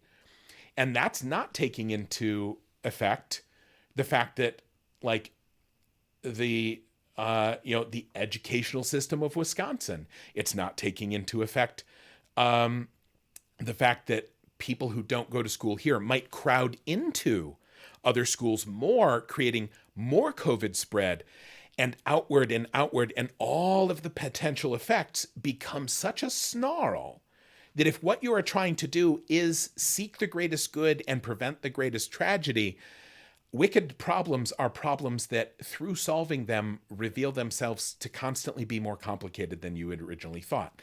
They are an interesting philosophical construct, and once you know about them, it's nice to hit something and go, that's why I can't figure this out. It's a wicked problem. It can't be solved easily by its nature. And when my philosopher friend explained this to me, I go, this is buck wild. I love it. And we chatted about it for a while because that's the sort of person I am. And then I said, hold on, though. Isn't this just an issue of seeing all of the endless permutations of an action in the world? And she's like, yeah, effectively. And I go, hold on. Doesn't that mean it's like you can't really experience the effects of a wicked problem if you're not smart enough to see the implications of your actions, right? And she's like, yeah, effectively. And then I'm like, okay, conversely, does that mean if you're smart enough, do all of your problems suddenly become wicked problems? And she's like, and she didn't say yes, but it wasn't because I wasn't right. She went, it's sort of like she didn't want to tell me that, like, really bad news, like that the super volcano might go off. But the truth is, if you are smart enough, so many of your problems become ethically dubious in the solution of them. And that's where Auri is stuck. Wow. I actually had more of an internal version of that when I was thinking of this book. And that is something that I'm experiencing, especially with 2020, where I don't know what everyone else in the chat did, but I looked towards me. I looked inwards and I started healing because I had time to face it. And what I learned from that is the more self-aware I became and the more of a growth mindset I practiced, the deeper the emotion and understanding became. And therefore, more of this sort of like depth was available to me. And instead of living in a very shallow emotional existence, that depth wasn't necessarily a positive thing. So the more aware of things you are, the more it can actually make you sad or upset or angry or harbor negative emotions because you understand it a lot more. Yeah. And that's essentially what you're saying with Auri. She's so sort of like self-aware, but not even self-aware, like implicitly aware of the existence and feelings of everything around her. Oh, that makes so much sense to me. It didn't initially, but we got there. Yeah. Well, and it's like, imagine if you had to ask a salt shaker for consent. You know, like it's her world. Oh, that's exhausting. It is exhausting. And in that respect, I mean, I could spin this in a way to say Auri is is the far end of the spectrum of emotional labor and showing what it will do to you. It's like you will maybe die if you keep putting everyone else's mask on, Bunny. Like, and I'm not saying Auri is wrong, because if we were all like Auri, then everyone would be being so careful and things would be better. I think maybe, I don't know. Yeah. There's some funny things happening. Does this mean, and Vash 6583 says, so the opposite of Ambrose. Is that sort of like your antithesis? I think that's really funny. For the depth of Auri, you've got the shallowness of an Ambrose. I think, is that kind of on the money? It is. Well, and actually what she keeps saying is like, oh, I'm so wicked. Oh, I'm so selfish. And you're like, Auri, you will not pick fruit and put it in your mouth. That's not selfish. You're just looking out for yourself. Yeah. And actually not even a month ago, I was in a video chat and they're like, hey, you need to kind of take care of your own stuff. And like, honestly, hearing that I just broke down crying, because I'm like, it's not something that occurs to me. Cause I'm fine. Like, I have power and resources and celebrity and money, for me to think about taking care of myself seems to be the depth of self-indulgence, because there are people who are hungry, and there are people, there's poor Instagram people out there with fewer followers than me. And it's so, like, me trying to build up my Instagram stats, like, what about them? That last part was a joke, because I'm not really on Instagram, but having done my own work and then going back and seeing Auri, I'm like, wow, some stuff spilled into her that I did not know I myself possessed. Is that therapeutic for you then? No, actually, weirdly, and this is a whole different topic. I mean, does Auri exist is a big question. If she does, then I've hurt her without meaning to, because nobody else controls her other than me. So if anything, if she does exist, I feel bad for doing this to her. Because I knew that her position was rough, but I don't. Oh, I'm doing it right now. I've created a wicked problem. I'm like, oh, wow. I literally just did it live, right? I'm like, go on. Oh, it's sort of like in the same way that Ari'd be like, yeah, my pants keep falling down, but this button, I really need to think about what it needs. You're like, was this nice for you? And I'm immediately like, no, but I feel bad for a fictional character that I created. I'm like, but no, how does Auri feel? That's the important thing. I literally just did it, right?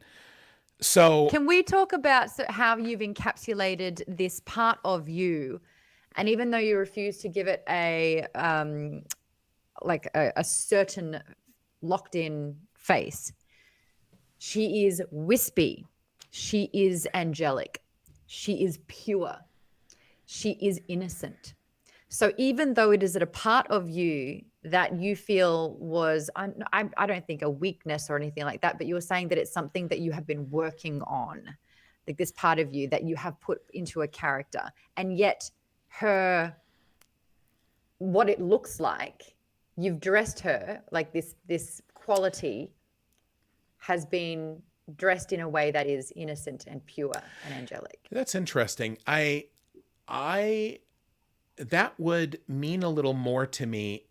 I'm sorry. I could read more into that if she was only this thing that I've just mentioned.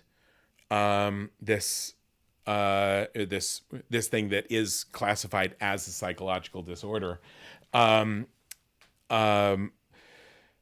But also she's multiple things. I know a lot of people will be like, well, here's a an adjective and a physical. It's like you have a beard, you're into charcuterie, and you're an alchemist. There, character. Whereas like for me, she started with a bunch of different things. She started with the love of a place and tunnels.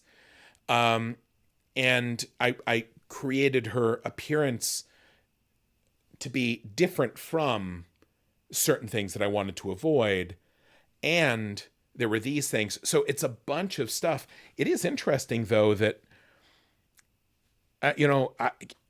Auri is good. Auri is a good person, but Auri is not careful of herself or good to herself first. And that, I think, is probably indicative of something. I didn't mean to give her that, and I feel bad for her. But being so fearful as well of doing anything for like any kind of self-love or self-care, like fearful that it would be misconstrued as a selfish act. Yeah. And again, I certainly didn't put that in there intentionally as like, here's something I'm working through.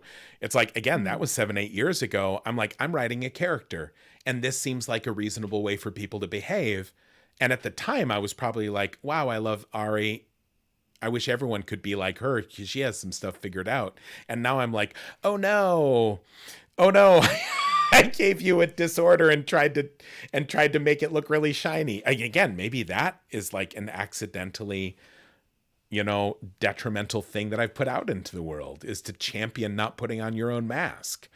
Now, again, I'm also, my tendency is to catastrophize and to I really want to avoid the worst possible outcomes.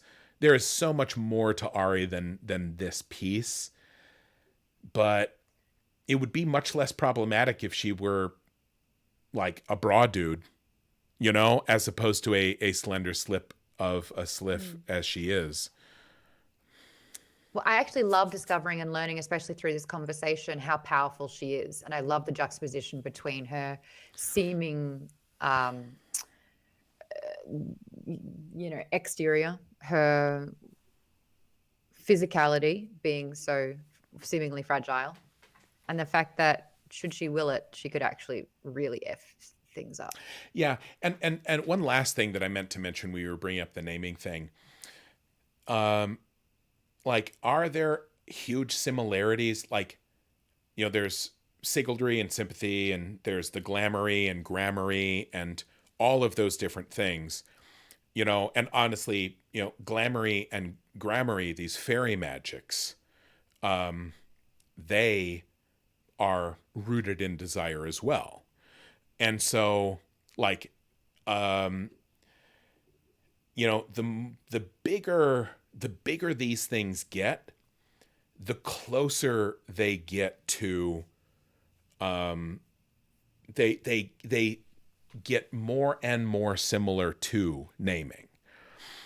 And alchemy at the level that Auri can do it is probably like, there is probably nobody that can do what she does, what she is capable of. Maybe that's a human, like living in the world, in this time period.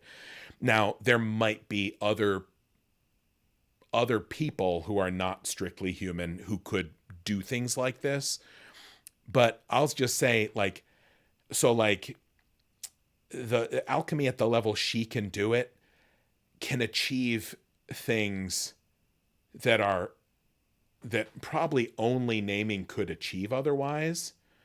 And so, but again, it's almost, it's,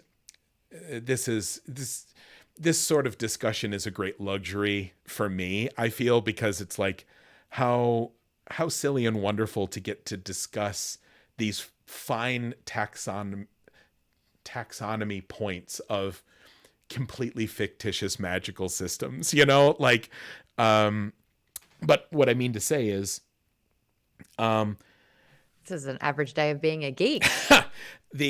when you say naming, and I'm like, well, alchemy, at alchemy at the point that Auri, I'm sorry, I always talk with my hands, but my hands are off screen. Alchemy at the level Ari's doing it, normal alchemy is kind of here. Alchemy the way Sim is doing it, good solid alchemy. But alchemy at the place that Auri is doing it, its Venn diagram is overlapping naming pretty tidily. Not entirely, but somewhat. So I'm saying it's not all of what she's doing, but you're not wrong. You're not wrong in anything that you've seen or said. Well, when you go through the university, you do have to have a base understanding of the majority of the classes there. So it would make sense that the more you learn, the more it would overlap because you are experiencing and gaining knowledge across a bunch of different boards. So what you would be learning, you would be applying in different areas as well. That's exactly it. It's sort of like, the Arcanum back in the day when they built it, you were supposed to learn all these things, and that would lead you towards genuine, true understanding of the nature of reality, which is naming, the ability to see the truth of things in the same way. And that's what humanities, the liberal arts education, it's like, well, you got to study a little sociology and a little psychology and a little anthropology. Yeah. And then eventually all of those things kind of slide together in your head and you're like, I get it. Oh, everything kind of touches each other all the time. And like people, oh boy, like everything kind of is a little bit related. Yeah. Yeah. I feel really bad that I ran my mouth so much and I kept you an hour longer than you agreed to initially be here, even though I love this was conversation. Fantastic. Yeah. I just like you so much. And my only regret here is that I did not listen as much as I talked. You have the answers. I'm asking questions. Yeah. But how about this? I just want to say I like talking with you as well as talking in response to you. and I feel like I did more of one than the other here, here in the stream. But no, this has been so great, but I do feel like I should let you go because I've kept you for so long. Sure. Okay. Honestly, I had a bunch of questions. I wish I wrote them down a little bit better than I did, but I think we touched upon everything. My only question is, since she's had her own novella now, and we've really got more of an understanding of who Auri is, people were writing in the chat as well, and we're on the same page with this. It sounds like she's going to be a little bit of a key that can unlock Kvothe. Is that where we're going? That's an interesting thought. I'm not surprised. There was hope, but I'm not surprised. I'll say everything that you said made sense to me, and I see why you would think it. And it seems to be based on things that are extant in the books. Okay. Thank you, Pat. Also, I will say at any point you want to talk about any books, like just tap me. Like I'll talk about, and I would feel better in many ways because of course I know a lot more about my books than whatever. But like, if you ever, like, I am a nut for Naomi Novik now. Like, I've always loved her stuff, but I think she might be my new favorite author. We already did Temeraire. Oh, no, her newer stuff. I love Temeraire just fine. Her new stuff is 10 times better, in my opinion. Like, all right. Beats the ass off it. Like, so good. I love Temeraire. Then she wrote Uprooted, and I read it, and I'm like, oh, shit, I didn't know you had that in you. That's amazing. And then she's like, I'm going to do this other standalone folklore inspired. And I remember looking at it and I'm like, Naomi, you caught lightning in a bottle with Uprooted. You can't do that twice. And I read it and I'm like, motherfucker, it's better. And then, it's just so good. It's just so good. I'm nuts for it. I'm nuts for all her stuff now. Okay. So, I mean, with GeekBomb Book Club, we do a book a month. We're going through all the Shadow and Bone series at the moment. So we've just done the Six of Crows duology. Have you touched on any of Leigh Bardugo's stuff? Her world building's great. Hold on. Is that Shadow and Bone? Yeah. So she did the trilogy of Shadow and Bone and then 2 duologies after that. And it's the same sort of thing with like a new author. they find their feet during their the more that they write, and it just gets better and better. And it's so funny because when you look at movies, usually the first movie of anything, Matrix is a great example, it's their best work. And then the hardest part is trying to do better than that. I find with her writing, and the more comfortable someone gets with their storytelling and world building, it is able to get better and better and better, which is such a treat for us readers. Right. Well, that's Pratchett. Pratchett started good and then got great and then got excellent and then got double excellent. And it's like, it was just like this straight line of improving craft and enriched world. Just, oh, yeah. Jim Butcher with Dresden Files, how he's able to do sort of like a formulaic supernatural detective series and able to expand and change and get new thoughts and continually surprise. There you go. Drew M's on the same page as me with that one. Yeah, I could talk about books the whole time as well. Yeah. So again, just tag me in, Coach, whenever you want me. I'll talk about books. Well, I bought Murderbot. Oh, what'd you think? What'd you think? Haven't got there yet. Okay. I read like 6 books at a time at the moment. Yeah. So I'm getting there. Okay. But no, what I'll say is, also, if you're like me, sometimes like the reading it off the page or the screen is hard time. The Murderbot audiobooks are also That's what I got it on. A+. They're so good. I multitask like a beast these days, and I'm getting through like 4 times the reading I used to. Yeah. Anyway, if you ever, I know you're not hurting for people to talk books with, but you know, if you want to talk about Murderbot, I would love. I'm such the only thing that has given my love of Naomi Novik a run for its money. Murderbot they're the only books that I've reread multiple times over the last couple of years. Wow. They're my comfort books. I love them so much. I mean, I'm already sold on it. Yeah. Okay. I'll stop. It's just hey, everyone in chat. That's called selling past the close. Don't keep trying to convince somebody when they're already on board. It's irritating. No, I'm going through all the chat. Lightblade is reading Salvatore. I'm starting the Drizzt series again for the second time. That was a bit of a charge through that one. Wheel of Time. I've got it right here. Like, what else we got? I mean, look at it already. It is just, it's seen some shit. Oh, I was reading Mistborn. I'm halfway through that trilogy. I think Brandon Sanderson's way of, you know what? It's you and Sanderson that talk about science in a magical way. You use science-based magic. That I don't love science, but I love reading about the way that you write magic through science. Yeah. Well, and some of the magic in my world is very sciencey, which is to say knowable and explicit. But a lot of it, as I've been here, I feel like I've been trying to describe Buddhism to somebody, you know, where I'm like, and I keep talking and I'm like, you know, the thing is that you cannot make this explicit, and you wrote it to be inexplicable, and nevertheless you are dashing yourself against those rocks and trying to make it clear to people. Yeah. Have you read? It made perfect sense to me. Have you read all the way through Wheel of Time? No, my gosh, I'm still alive, aren't I? Right.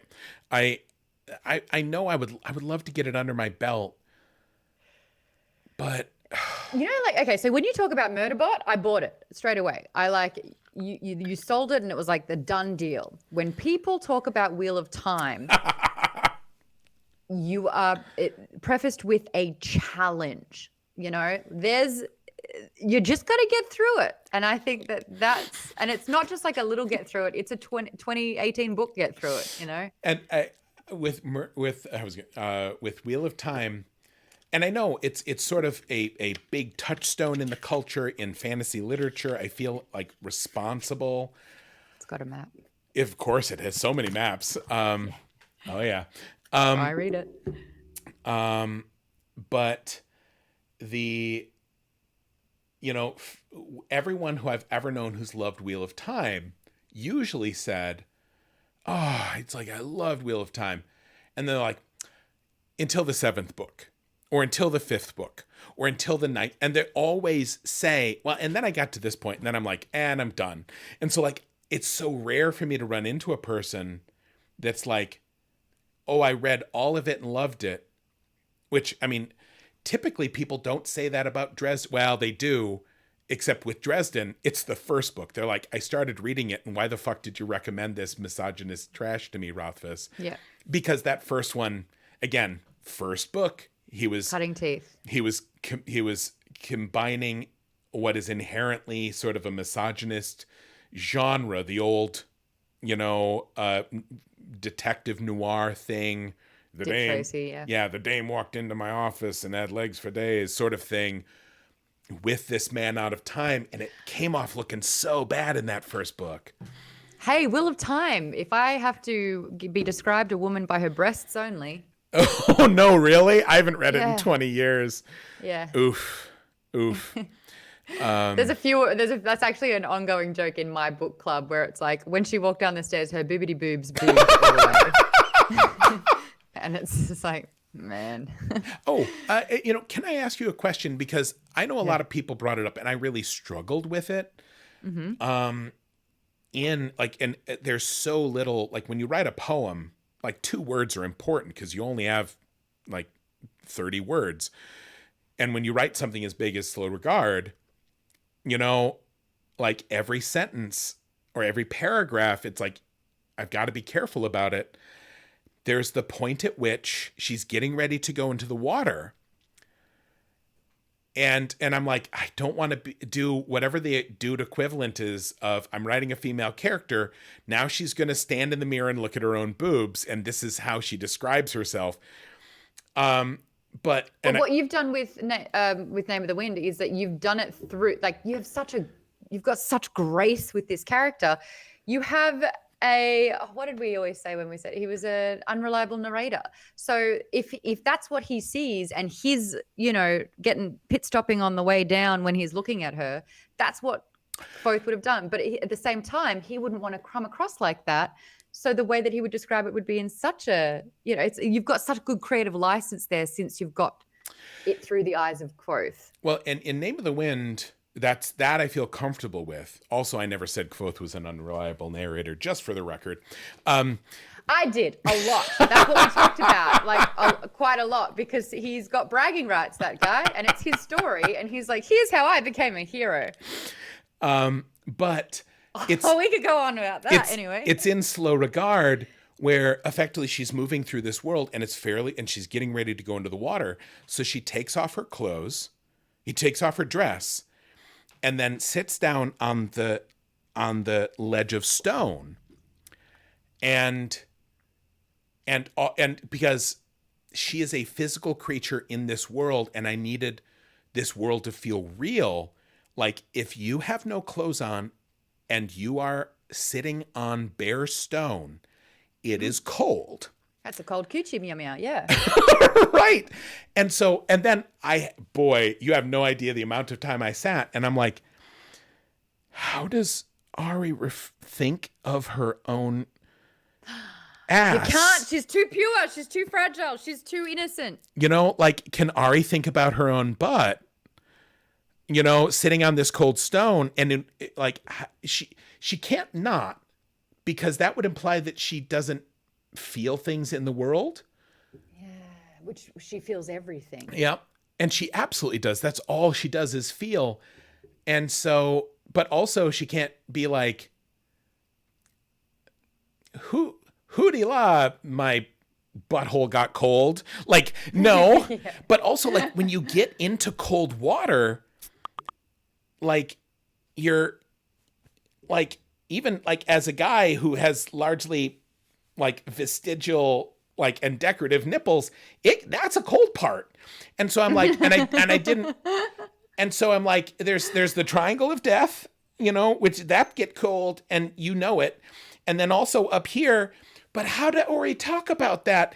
And I danced around it, and I kept asking all my beta readers, and I think she refers to it as her hindmost altogether, which is one of the most Auri phrases that I've... Her hindmost self. Drew M. just quoted it there. Edge, it was a dull, blunt bite against her tender, altogether hindmost self. That's a pretty... I feel good about that. But when the book came out, people were like, Jesus Christ, Rothfuss, why are you talking about Auri's hindmost self. Like, did that strike you as being like, ugh?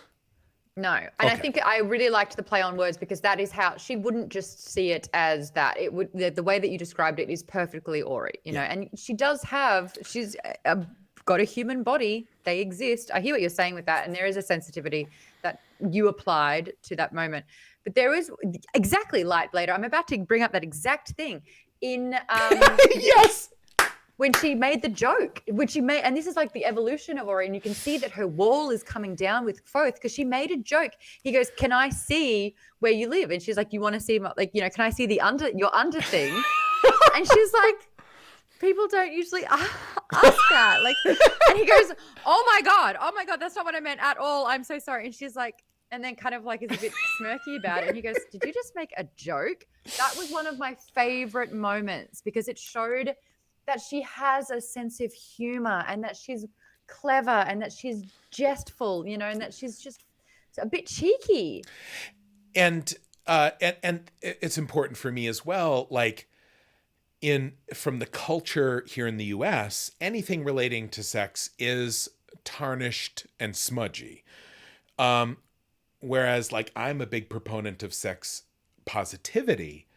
And so, like, just because Auri knows about sex or knows that she has, like, sexual organs or whatever doesn't make her not pure. It just, you know, and again, but that's a really hard cultural thing to push back against and try to fix that thing. Like, you cannot change that part of the culture because it's so entrenched. Do you know what it is for me? What? When I said pure and innocent, I think what I really meant wasn't that it was that having, you know, that anything sexual is not pure. I meant that she has such a childlike presence about her. Yeah, and that's the sort of innocence and purity that I was talking about. I didn't take that away from you saying it at all. And again, this is something, it's on the total other end of the spectrum. When I was revising Wise Man's Fear, you know, the notes that kept coming back because Felurian was going to be the first non-bast fae creature that's really come into the story. And she is ancient and powerful and utterly other. And she is utterly a creature of desire and utterly outside the constraints of mortal morality. And utterly sex positive, you know, but also I wanted her to like, and she has a delight and wonder that comes from being endless and unconcerned with consequence. That is what children are, you know?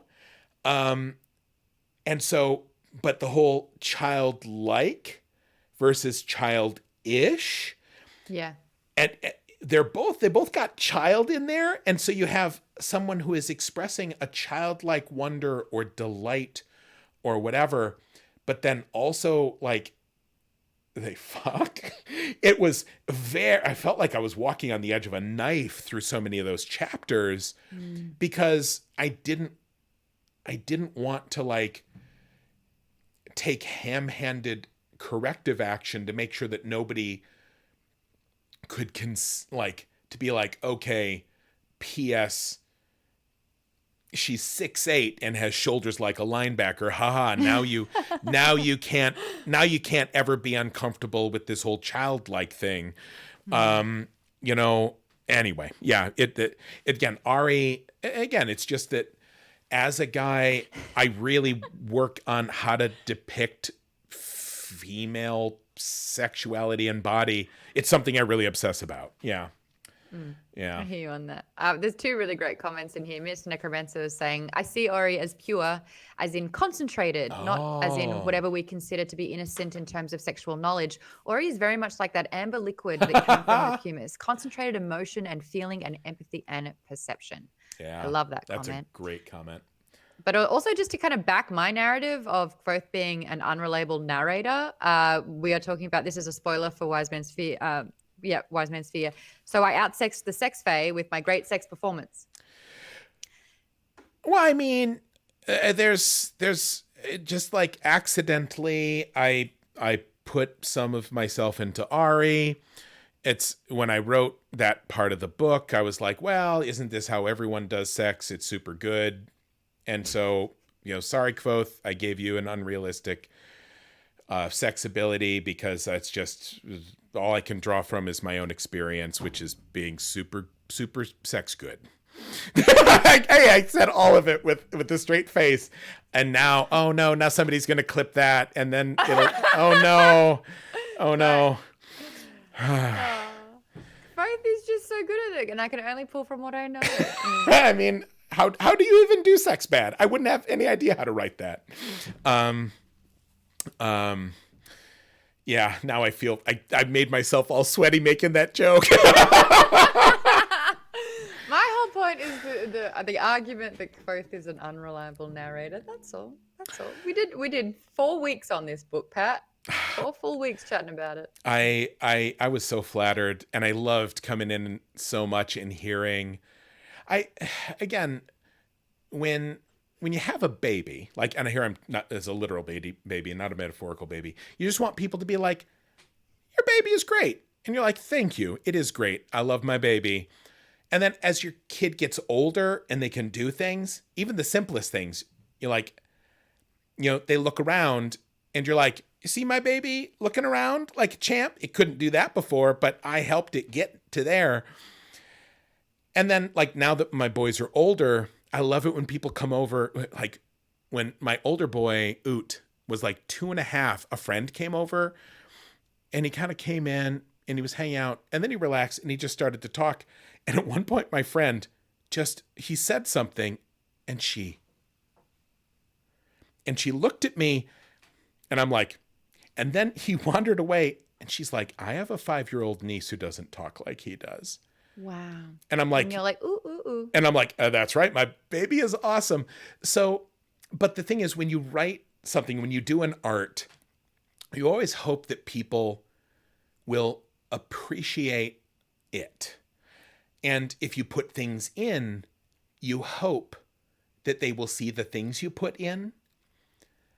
And if you put in multiple things, some of which occasionally are even contradictory towards each other or mutually exclusive or hinted at or whatever, like, that's the real dream, is that people will see what you see and that what you've hidden and what you've implied. And so, and run with it. And so, like, being in there and the questions you guys did and the nature of your chats, seeing, and everybody here in the chat, the fact that you're still sticking around after all this time, it's such, I feel so lucky that people have been interested in looking at this thing that I made and have found so many of the secret things that I put in there to be found. It's sort of like, it sucks to do an Easter egg hunt and then nobody wants eggs, Yeah. And instead, like, Lactose intolerant. I went wild hiding 100,000 eggs thinking, this is just weird. This is just for me. And then it turns out everyone wants all those eggs. Oh, man. Yeah. Okay. No, it's been another half hour. I have to go, or I'm going to die from crushing Midwestern guilt. I like you so much. You're so great. Thank you for letting me chat books with you yet again. Is it time now to do one last little throw towards the charity? That's a great idea. Everyone, if you are into books, there's books over at, and here I'll switch over to the overlay, and here's this. And so now here you can see whoa, I did that super wrong. Hey everyone, here's this. Yeah, here's Geeks Doing Good. And if you refresh, you'll see that there's, like, we're almost at $13,000. There's a bunch of stuff. You can look at it. There's videos that describe things. More stuff will be added every day. There's more of my stuff on the way. There's books and posters and art. Also, if you just want to help us do a charity, you can kick in $7 and I will tell you that I love you in a video. There's a $42 level. It's like, I have enough stuff in my house. This is the answer. $42. I want to make the world a better place. So you can tune in there. If there's nothing here that catches your fancy, hey, mods, you could also throw in a link to World Builders Market. If you just Google that, you can see the store that World Builders runs. Tons of signed books, swords, games, plushies, posters, so much stuff. Feel free to wander around there, have a looky-loo, make yourself happy, and if there's nothing there for you, then odds are, I'm guessing, there might be something there for someone that you love. That felt like a pretty tight little thing I just did. I feel good about that. Well done. Yeah, no, good for that. Thank you again. What have you got planned for the rest of the stream? Because I know you're still going for a while, a little bit. Yeah, I've got another, I should probably, I got a late start. So if I'm really going to do 12 hours, I've got 3 hours left. I did jokingly throw up into the schedule that I was planning on having Rothfuss After Dark and cocktails starting at 10, which is in half an hour. Ooh. Which is probably, I will turn these lights down a little bit. I will make horrible cocktails. Because I'm a horrible person, and probably drink and that's have my friend you're talking about. and then just talk about things that are kind of not first date conversation things.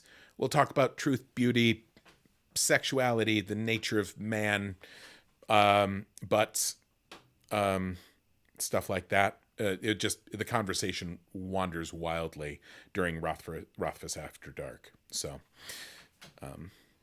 I'll be sure to tune in for that. I'm due a wine. I'm actually getting into hard kombucha. ooh, That's what COVID does to some of us, you know, my kids were really into kombucha, and that was before the FDA is like, hey, yeah, this for real has booze in it, and then they had to so my kids were getting a little buzz on. Probably from this kombucha. Oop. Yep. So yeah, no, I dig on that. So anyway, Maude, I am yours at the drop of a hat. If you ever want to talk about anything, if there's any of your amazing things that I could ever help out with, please tap me. Please tap me. Thank you. And thank you for having me. Yeah. I'll see you later. Sounds good. Bye. Bye.